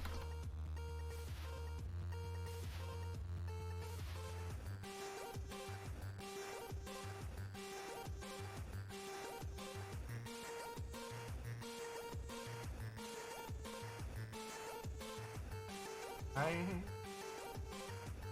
still don't have enough magic to cast it.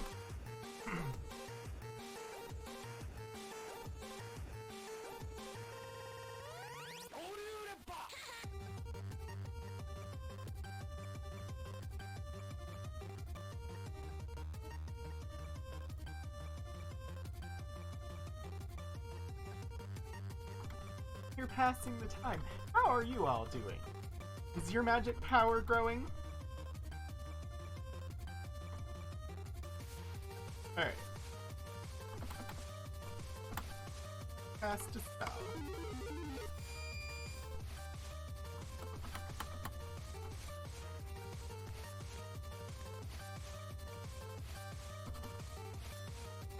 Now we wait.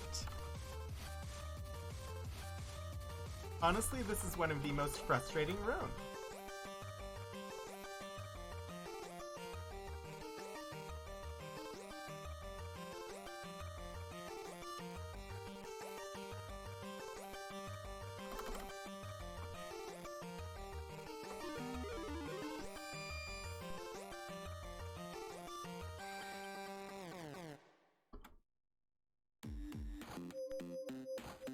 Adulting today on your break because you had to call your bank. Doesn't count as magic. Feels like it with ADHD. Oh, jeez.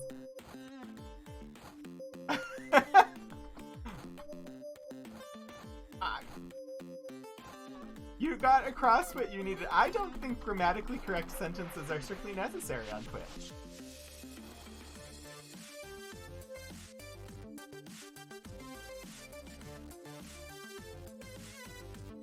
I have had a day that I think would be familiar to anybody with ADHD, although I do not technically have a diagnosis of such, so I have had conversations with multiple people who have actual diagnoses who are like, "Are you?" And I'm like, not that I'm aware of, but their observation of my behavior makes them feel as though I likely am. I've had conversations with a therapist who has pointed out various things that sound very much like ADHD. But yet, the problem in having a diagnosis for me has mainly... I did well in school when I was younger. I didn't get in trouble for things in school. Although that was mainly because I wouldn't have let myself get in trouble. It wasn't because I did well with like doing schoolwork and stuff like that. Most of my assignments I did the class period before they were due. There was no way I was gonna do them at home. Okay.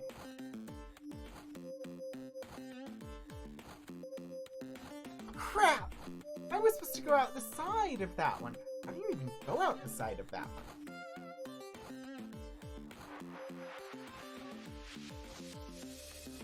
There's gotta be an easier way.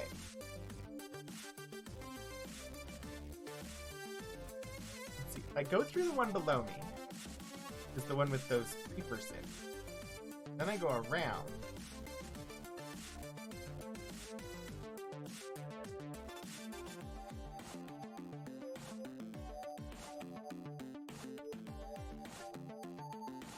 That seems more reasonable than having all of the spells that I'm gonna have to do. Okay. So I don't know if I'll ever actually... Oh, it's not the Reaper. I mean, I didn't fear the Reapers anyway.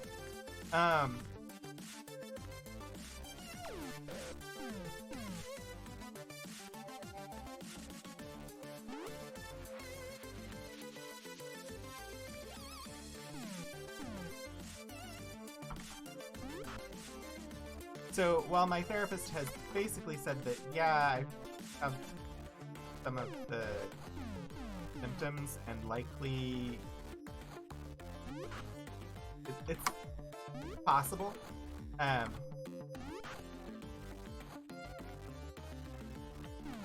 It's not currently a diagnosis that will be given to an adult unless it has been around since they were a child. And so they look at childhood and experiences then to determine whether you likely had it then. And a lot of that is, oh, did you get in trouble for acting out in school? And if you didn't, then that doesn't lead to support of a diagnosis. Well, the thing is, I didn't get in trouble, because if I got in trouble in school, I would have not lived to be an adult. Like, I was too afraid of my parents to have gotten in trouble in school. So, while I routinely fell asleep in class, didn't turn in assignments on time, but did well enough on assignments, tested well. I never studied at all, but I tested really well. And I would do the bare minimum on assignments, but I would do it like the class period before they were due. Or I would not manage to get them done and would ask the teacher for extra time and turn it in the next day. The fact that none of that led me to get in trouble actually makes it harder to have a diagnosis at this point in my life. Yeah, you had a diagnosis and did well in school because you were interested in school. Which, yeah, there's that as well. I wasn't interested in school. I didn't find anything interesting. I was bored out of my mind in most of my classes, which is part of why I was able to do really well in classes without studying. Because I just picked stuff up really well. I'm generally a relatively intelligent person who understood the concepts as soon as they were presented to me. The other thing that I really did that prevented me from getting in trouble in school was I didn't focus on learning the stuff. I focused on figuring out what it was that the teacher wanted to hear from me and telling them that. So it wasn't that I was learning the content, I was learning the person that I needed to please and giving them what they wanted.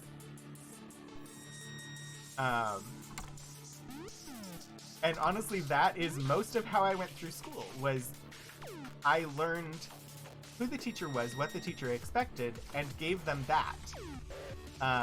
I didn't learn the content.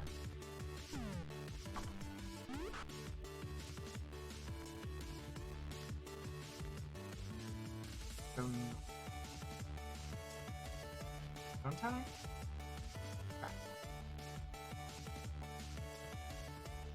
No, I don't want to.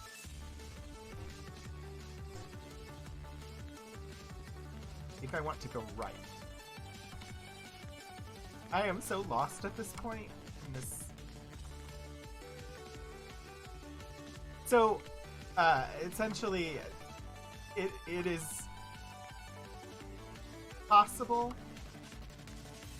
and it's something that's being explored with my therapist. I just don't know if we'll ever get there, and she has been more focused on dealing with the decades-long untreated anxiety and depression. And then as we get those more under control, we will be able to explore other things. Reading assignments were brutal, which made your undergrad rough since you were in a great books program.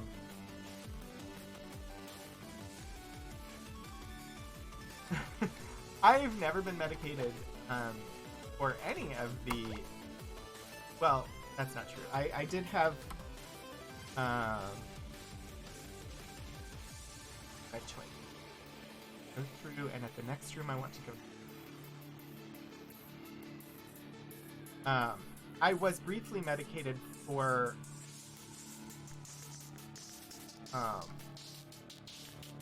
depression when I was in the middle of a depressive episode. Although at the time I was not capable of communicating to my therapist that the medication really wasn't doing it. Because at the time I was not capable of advocating for myself. But otherwise I've not been treated for anything.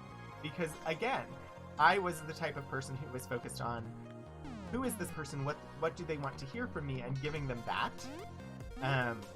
So even when I was referred for counseling, my response to that was to tell the counselor exactly what they needed to hear from me so that I didn't have to be in counseling.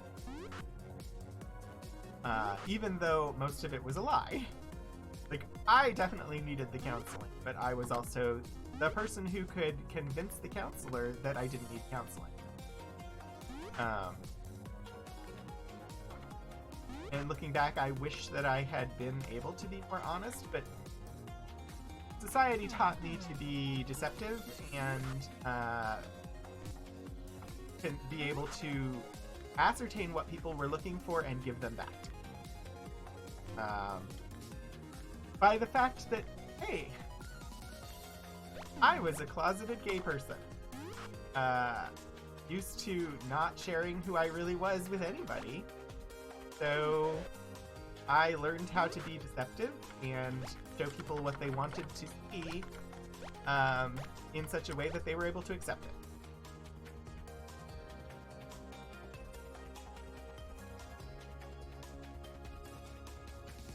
Next room, I exit to the left. How do I exit to the left from this room? Gosh darn it! I don't know that I have that many dispels. Where is the trigger space in this room?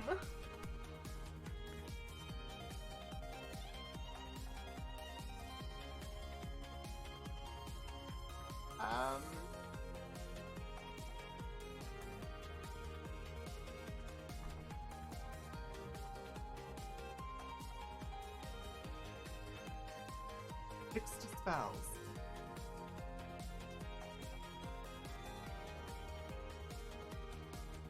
If you get poisoned stepping into the sleep field,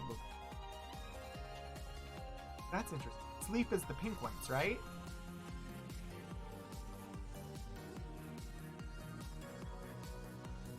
Okay, my phone is going for seeing the screen light up and acting.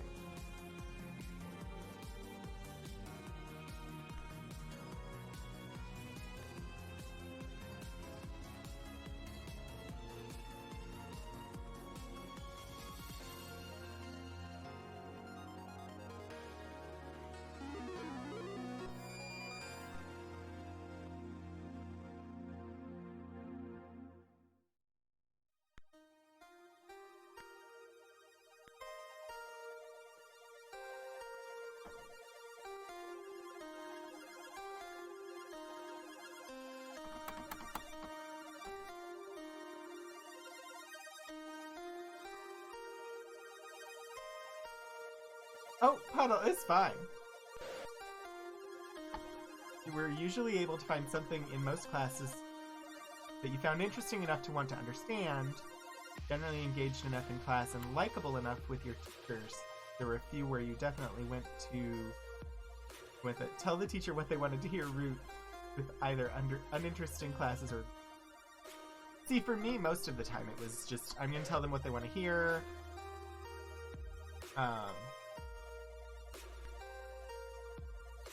There were definitely classes that I found more interesting. Like, I actually engaged with chemistry. I don't know how I engaged with chemistry, but I did. I absolutely did not engage with geometry. I struggled with that, but even the classes that I enjoyed, like theater, it was more doing the bare minimum, telling them what they wanted to hear as a means of getting the grade.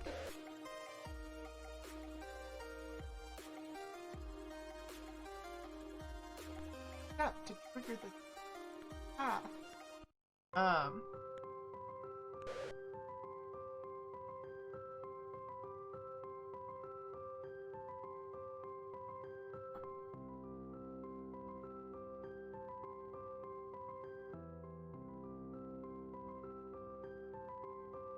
Wake up.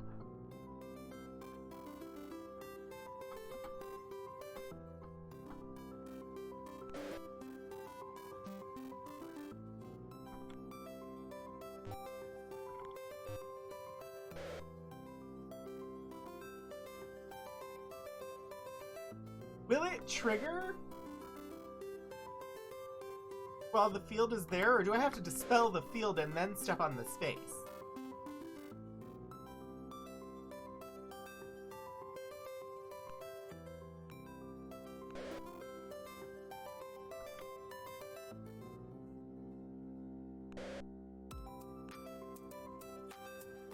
Doesn't matter what's on it. Okay.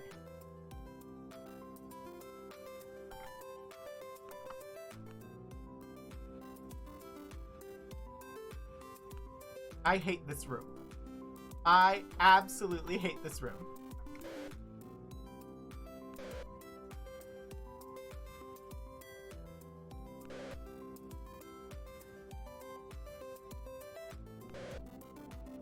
It's gonna be one of the red ones.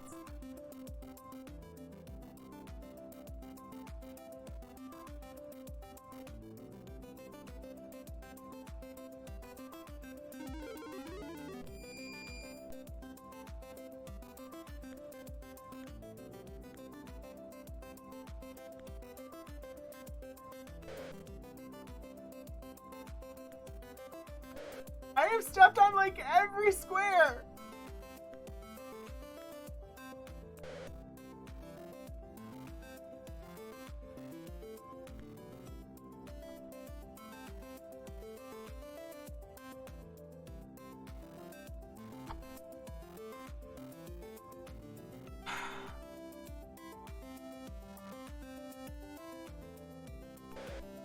Do you know which square I'm supposed to step on? Because at this point...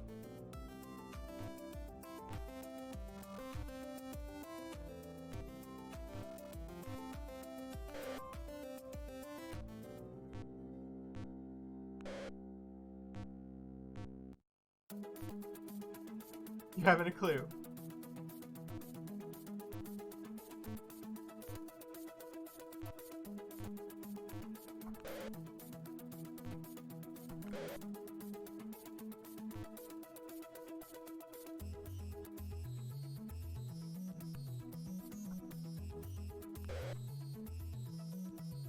Well, I'm gonna find out. Because this is ridiculous.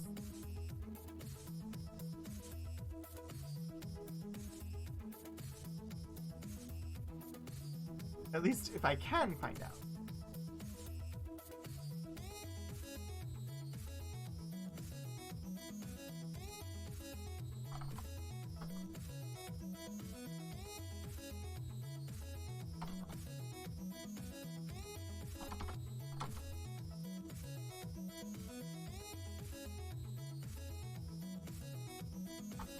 There's a secret door.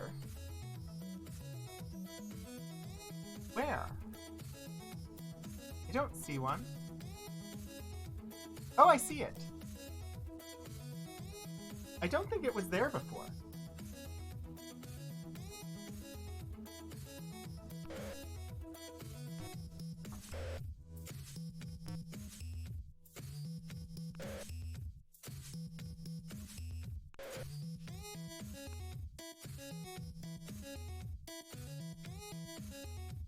It's one of those unlocks. Oh, I see the third one now.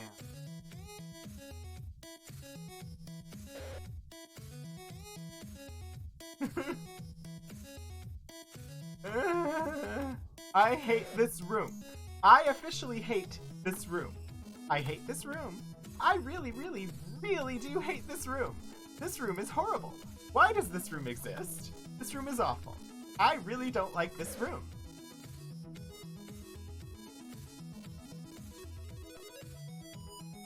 Finally.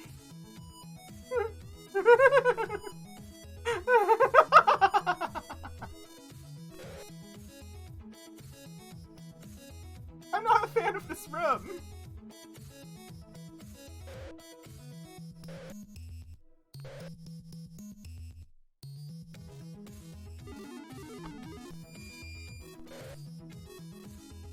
There's a freaking sleep field under the poison field? That's ridiculous. This is literally just a time suck at this.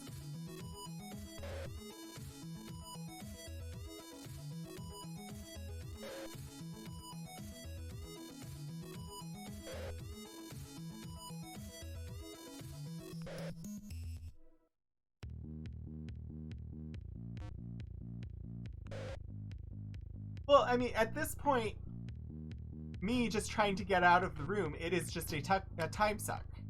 Because I don't have to step on any of the poison squares. So it's just a matter of waiting for people to wake up so that I can get out of the room. So resources, yeah, it sucks up food. But otherwise, that's it. It's literally just passing turns until people wake up so that I can move out of this room. It's like I'm being punished by the game for no reason.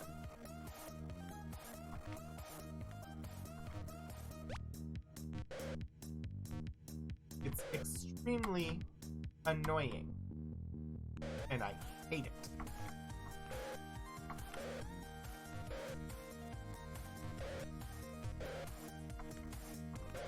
Just let me out of the room.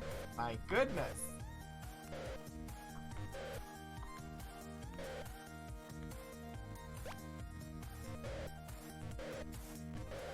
I officially hate this room.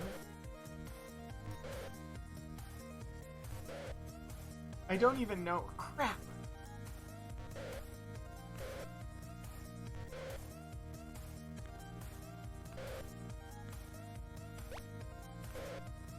Alright, 3 more.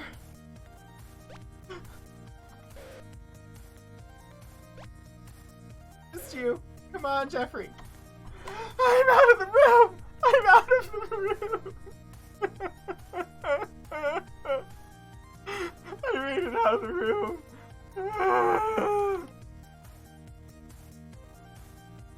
Only 3 more rooms to go before I get to the last orb. First try! Thank you, Puddle Club. Oh my gosh, this game. This is after having cast spells to get down to this floor quickly.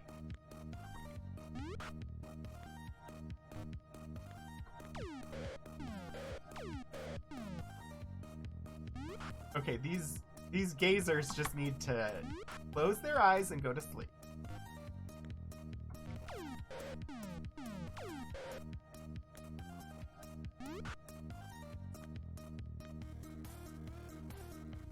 Oh boy. Come on. Yes, yes, yes.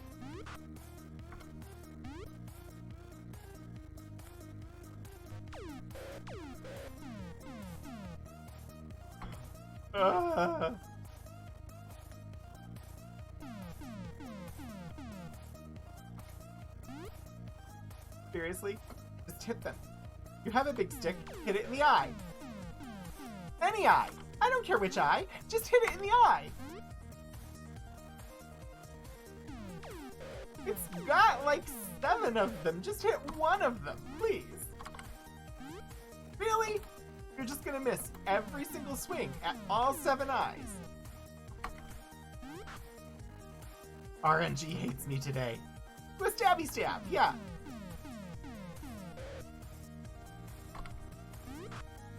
Somebody kill a gazer. This is getting redonkulous.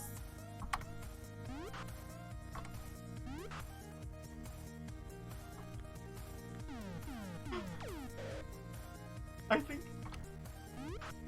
my tolerance for the time wastiness of the game at this point is getting a little thin today. I enjoy the dungeons, but my goodness, just let me through. I just want to go to the last orb and then to the altar. That's all I want.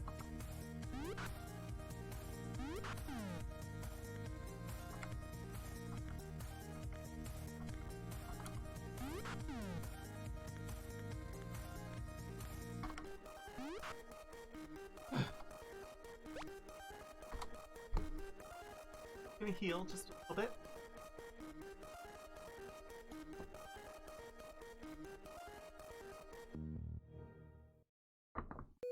Right. Go through this room, exit north.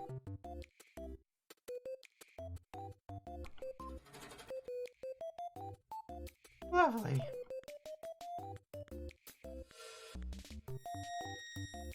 No! No putting me to sleep.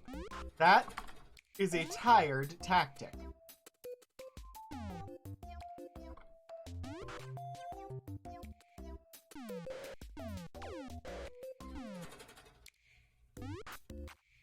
Such a tired tactic.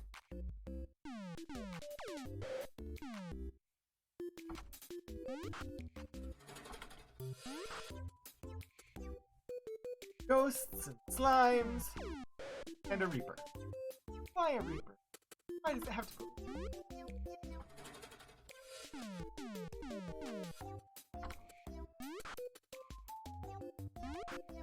It's not bad experience. My frontline players at the moment need the experience, so it's not bad. I'm just ready to be done with this dungeon. I despise this dungeon.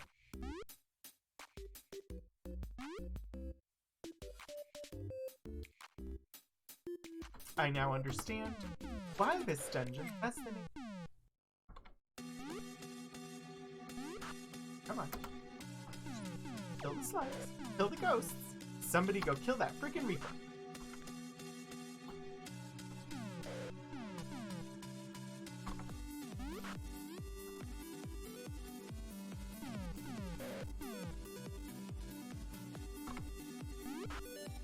Come on, Jeffrey. Kill the reaper.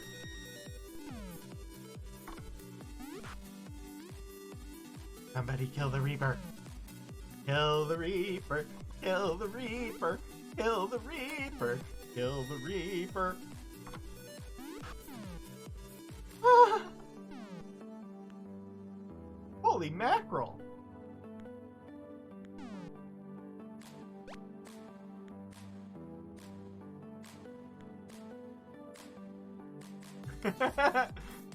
Feels less like combat and more like one of the slidey puzzles with one free space. Yes.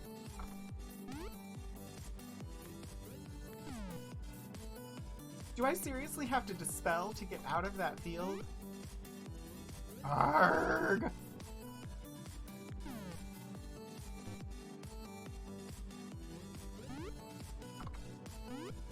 Attack it while it's in the wall. I just remembered that.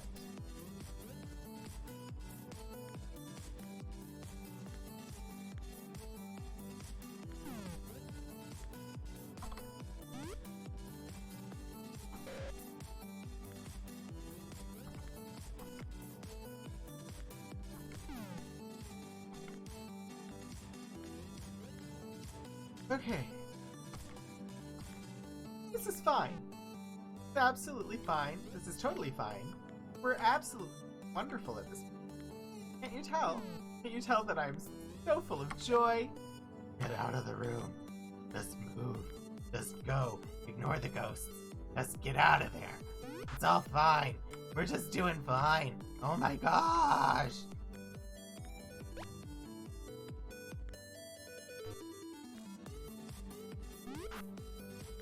Okay, we've killed everything. Let's move on. Let's move on. Yes?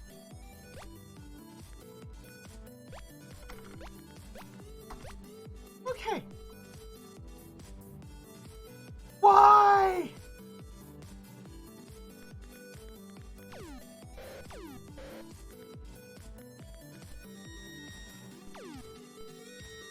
This game hates me. This game actively hates me.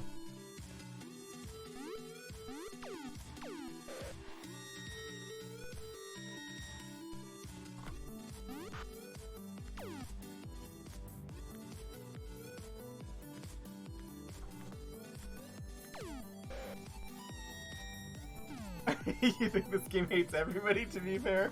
Possibly.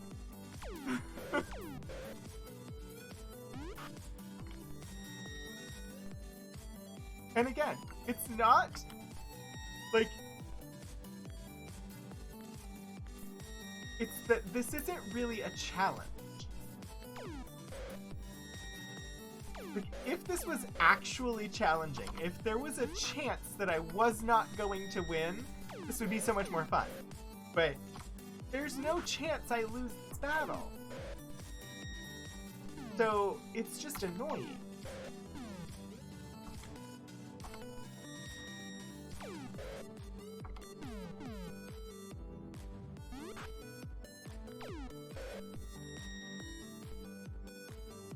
And like, we're past the point where we're getting new story at this point. In the dungeons, these fights, we're not getting new story.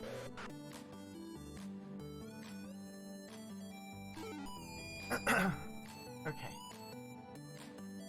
Oh. No.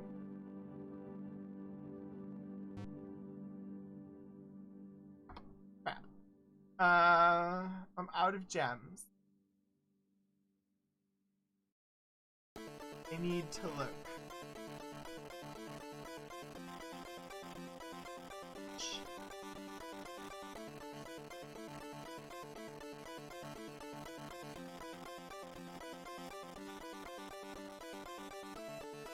Well, wish me luck.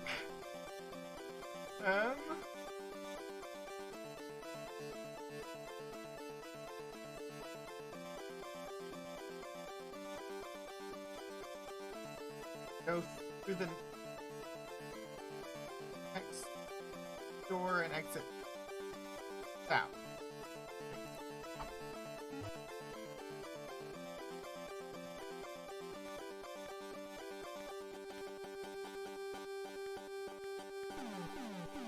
The game doesn't present you with a single bit fight that's live or die. Great bit epic moment. Then it wears you down with a series of small drains on your resources until you're miles from home, several floors underground, and out of magic and food. Yeah. Big fight, I think, is what you were...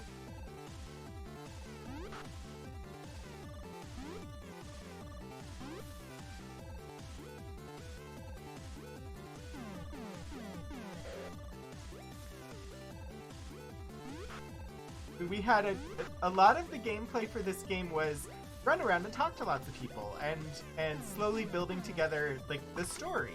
And now we've done all of that and we're into the dungeons where it is literally just fight every step of the way to make minuscule progress. Which is why I'm finding it a little frustrating. Because I'm like, I want the pace to go just a little faster, that's all. I need it faster. Stop making me fight for every inch of ground. It's okay. We'll get through it. I'm gonna finish this dungeon today. Even though it is a couple of minutes until when the stream should end, I cannot save inside the dungeon. I will finish this dungeon today. And then we will go elsewhere. I just wish that it would let me finish slightly faster.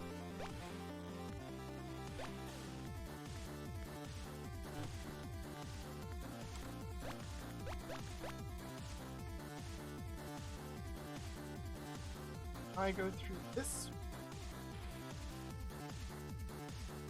I exit south out of this one. Should put me at the last orb.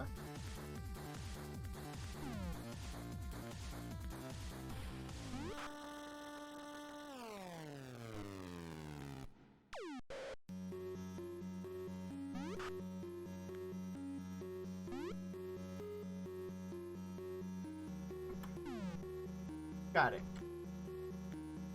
We're doing fine. Killing some dragons as we move through this room. We'll have to kill these same dragons again very shortly because we're going to have to come back through this room.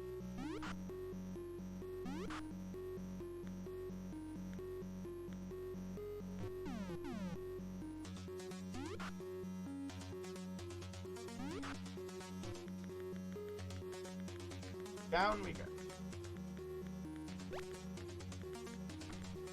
If I have read the map correctly, this will be the orb.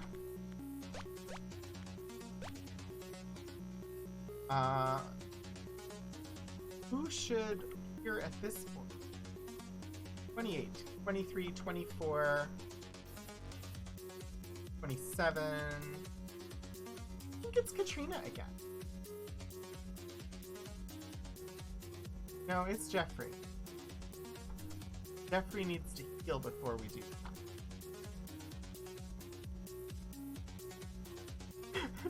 that. We will finish it today and then never ever visit this dungeon again. Search Jeffrey. Alright.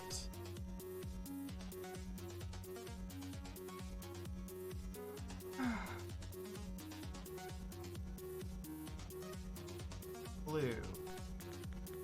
Blue, I think, are force barriers that I cannot do anything but just dispel.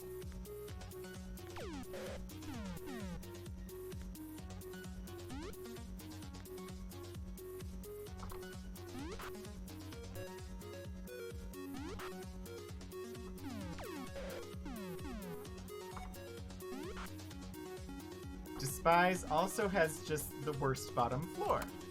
There are some rough moments in other dungeons, but the bottom of Despise is terrible. I agree. Like, this dungeon, this floor is just ridiculously annoying. It's not bad otherwise. Like, it's not... I'm not scared that I'm gonna die. I'm not... It's just annoying. The design of this floor is just annoying. Let me through, please. Anyway, I'm gonna stop complaining. I am enjoying myself. Yeah, it's just a force. Have to do.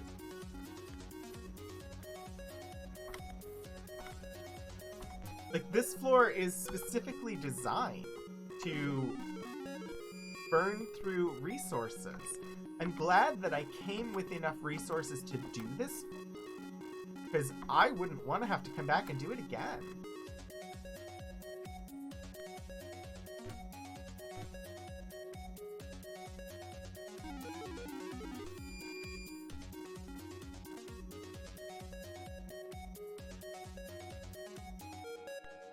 I also don't know what I'm doing at the moment.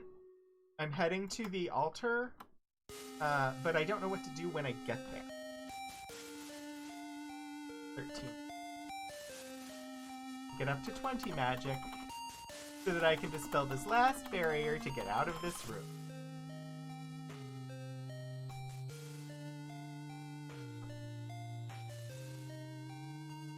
Alright, we are there.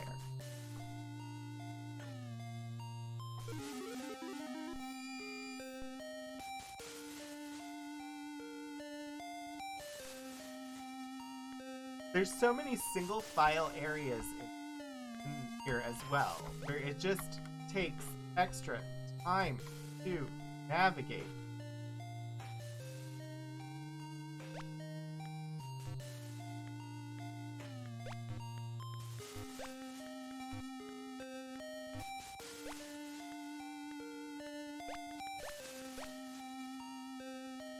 Okay.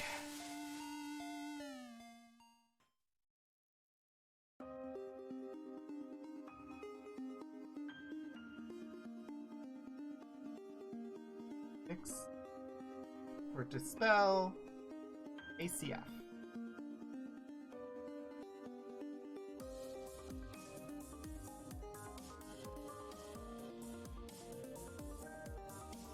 What? X. Oh. I have to hit enter. Pass.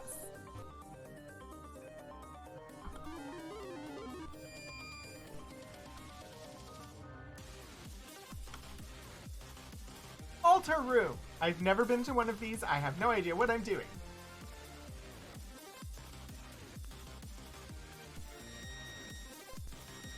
Of course.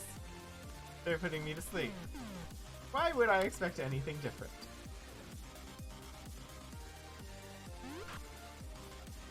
The music suggests it's a rave. I mean, the music is not from the game. The music is from Pretzel. But I agree. It does sound a bit like a rave. Or like a big action fight scene from a movie. Where the heroes finally come out and just start wailing on the enemies.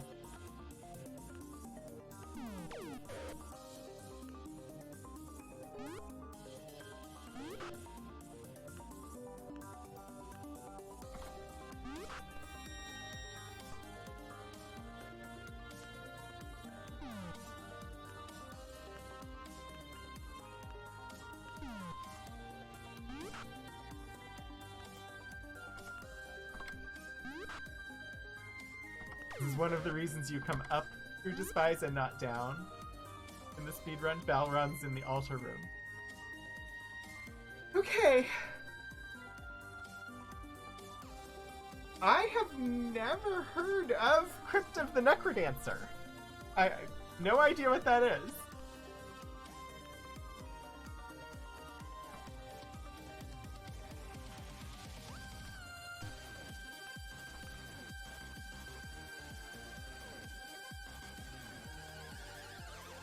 I don't know what to do here. Am I supposed to do something in the altar room?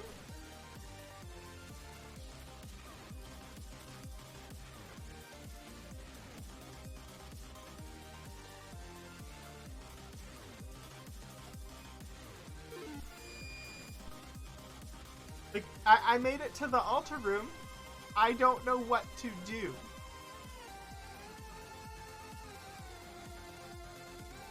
I'm literally standing on the altar, and I have absolutely no idea what to do with it.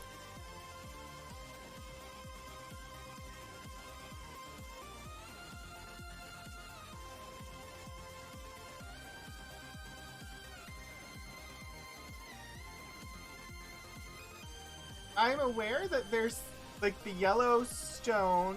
I picked up the yellow stone, but I don't... I don't know what I'm doing. Yeah. The yellow stone is in the dungeon Despise. I have yellow stone.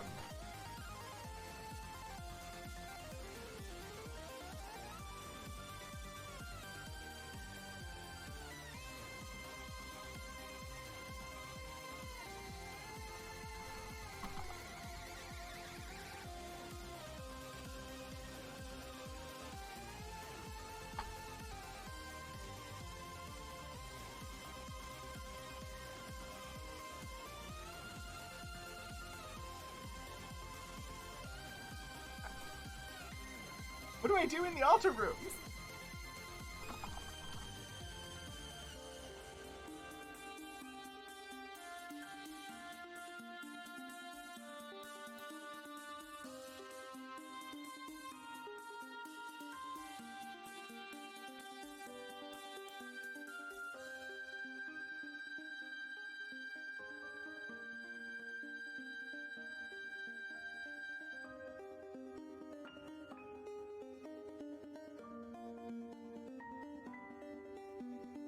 I have no idea what I'm supposed to...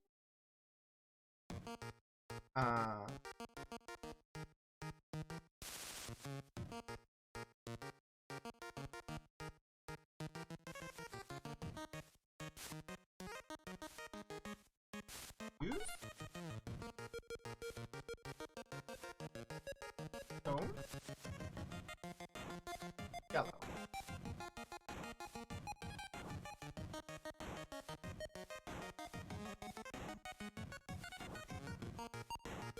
I don't have 4 stones.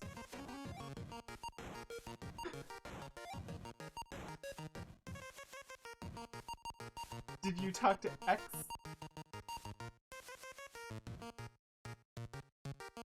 I'm sure I talked to X. The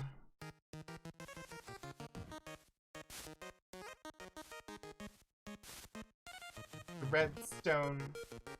Red is for valor, a virtue of the Avatar. I know which 4 stones are used for courage. I only know 2 of the stones for love.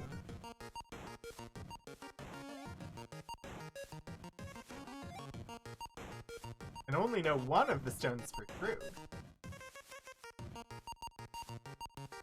I think I talked to the water. There are 3 altar rooms. Like, the water told me that there are 3 altar rooms which connect the bottom levels of all 8 dungeons. Apparently, if I do use, I can select 4 stones to use. I currently only have 3 stones, though, so I don't think I can solve this.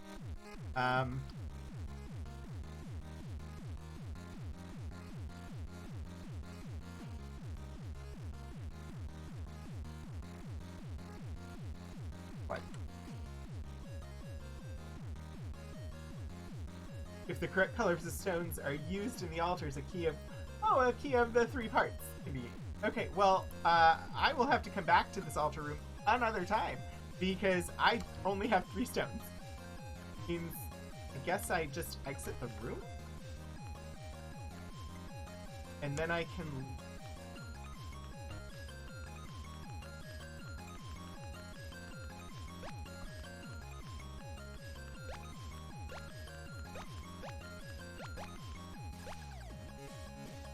I'm in Hithlock. Well, that's under. I don't want to be in here.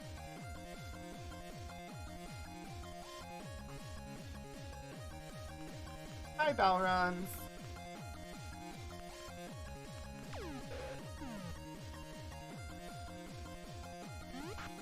Yeah, no, it makes perfect sense about how they connect the dungeon. Which is, it's great. It means that I don't ever have to go through the spies again.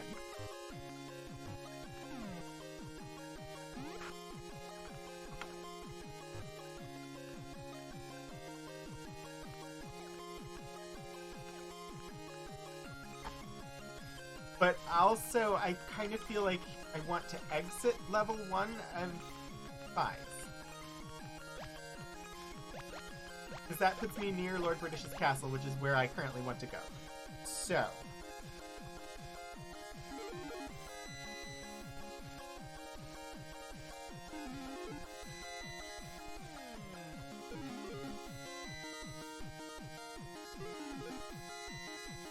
Oh, exit.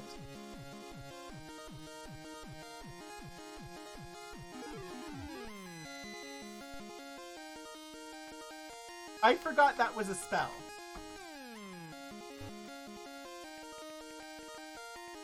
Gonna get back to the castle, gonna talk to Lord British, find out if we leveled up at all, and then I'm gonna save, and we'll call it a day.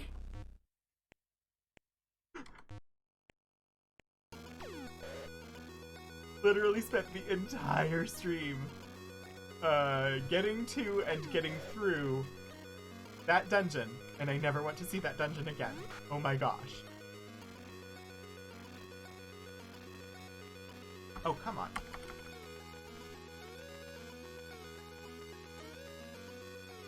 Really?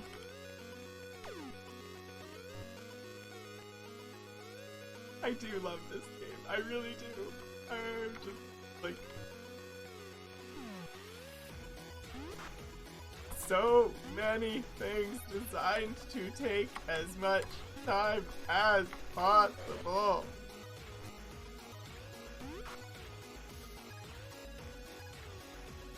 I mean, Hithloth was the first one we did, and it had some annoyances, but Despise deserves its name.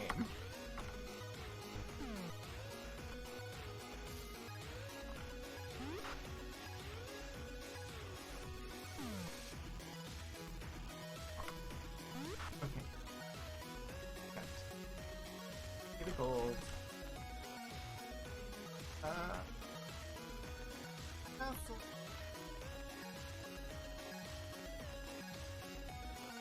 I hate the hills.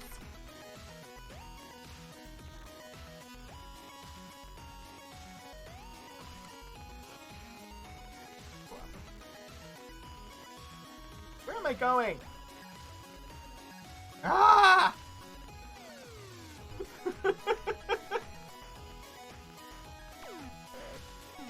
Oh, I hate the Valor Virtue. I hate the Valor Virtue.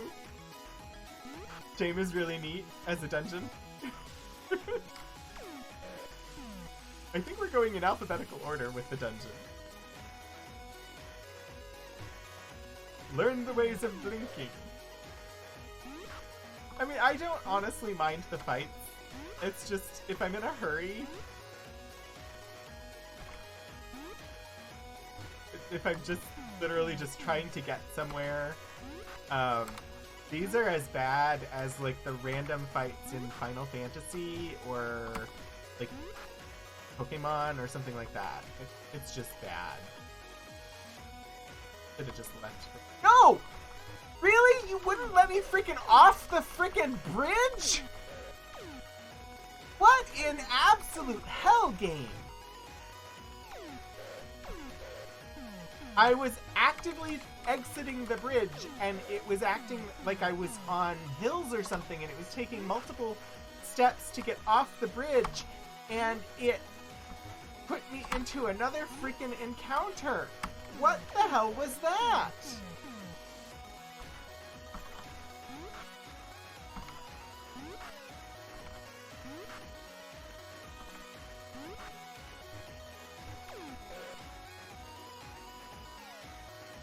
Annoying is what it was. I should not have gone back for the treasure chest. But treasure chest.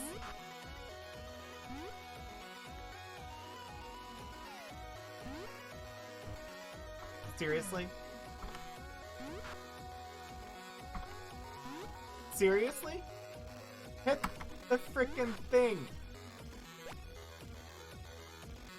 It's because there are trees. Ay, ay, ay. Ay, ay, ay, ay, ay. The castle! We've made it to the castle! I better have leveled up a little bit, please. Open. Climb the ladder.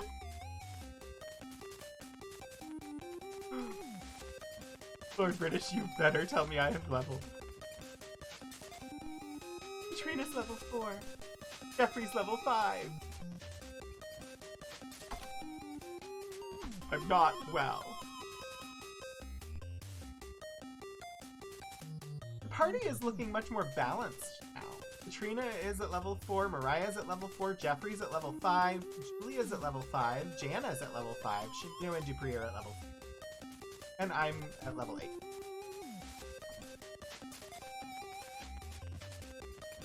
Much more evenly distributed now. Okay.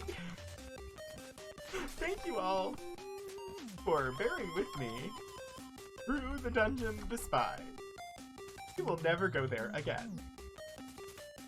I'm going to save the game.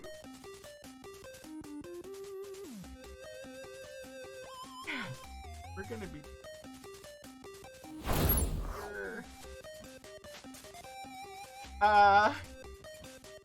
Whew. Thank you very, very much, everybody, for coming today. I hope that you all enjoyed watching me fight my way through the Dungeon Despise and get the Yellow Stone of Compassion. Next week, we are going to be going after the Dungeon Dastard, which has wealth aplenty, apparently. I don't know if there is a stone.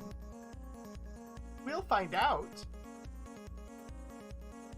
Oh, the red stone is in. So we'll be going there. But yes, thank you, Kira, for resubscribing. And thank you, of course, for being a mod for me. Thank you, everybody who came and stopped by today and hung out with me, Makeshift UFOs. Thank you so much for being here. Yeah, new credits. And of course, thank you to my coffee subscriber. It was not worth it. I'm gonna see who is live, who we might want to be rating today.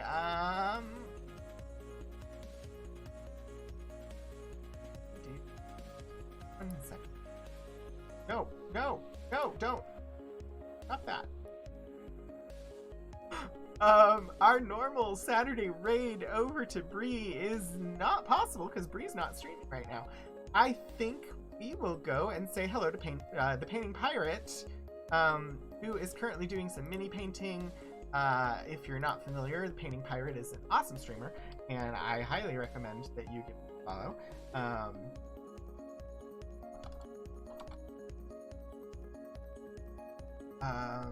So yeah, it looks like they're currently painting some Warhammer mini. So that is where we're going to go today. Again, thank you, Kira, for resubscribing. Thank you, Liz, for the raid earlier. I'm not sure why that's not showing up on the credits. I'll have to make sure that raids are going to show up on the credits. Anyway, I am live again next tomorrow at 1 p.m. Eastern Time for a continuation of my playthrough of the Mass Effect series. We're currently in Mass Effect 2. Monday, I will be streaming at 7 p.m. Eastern Time with a continuation of American Mickey's Alice, and I do believe that we are in the confrontation with the Queen of Hearts, which I'm guessing is the end of the game. So if we finish the game during the stream, I will spin the wheel and we'll find out what to play next. I have installed all of the games that are on the wheel, and I even got Evil Dead working on the PS2. So whatever comes up on the wheel is what we will play. So I think we'll finish Queen of Hearts and start a new game on Monday, probably, unless it takes me the entire stream to beat the Queen of Hearts, which is entirely possible. Wednesday, for the Archives stream, it is World AIDS Day, and we will be looking at some stuff related to that from the Archives. And then next Saturday, again at 3:30 p.m. Eastern Time, is when I will be live with more Ultima 4, and we will take on the next dungeon. So again, thank you everybody for coming by, and I hope to see you again soon. Until then, get out there and do some shenanigans.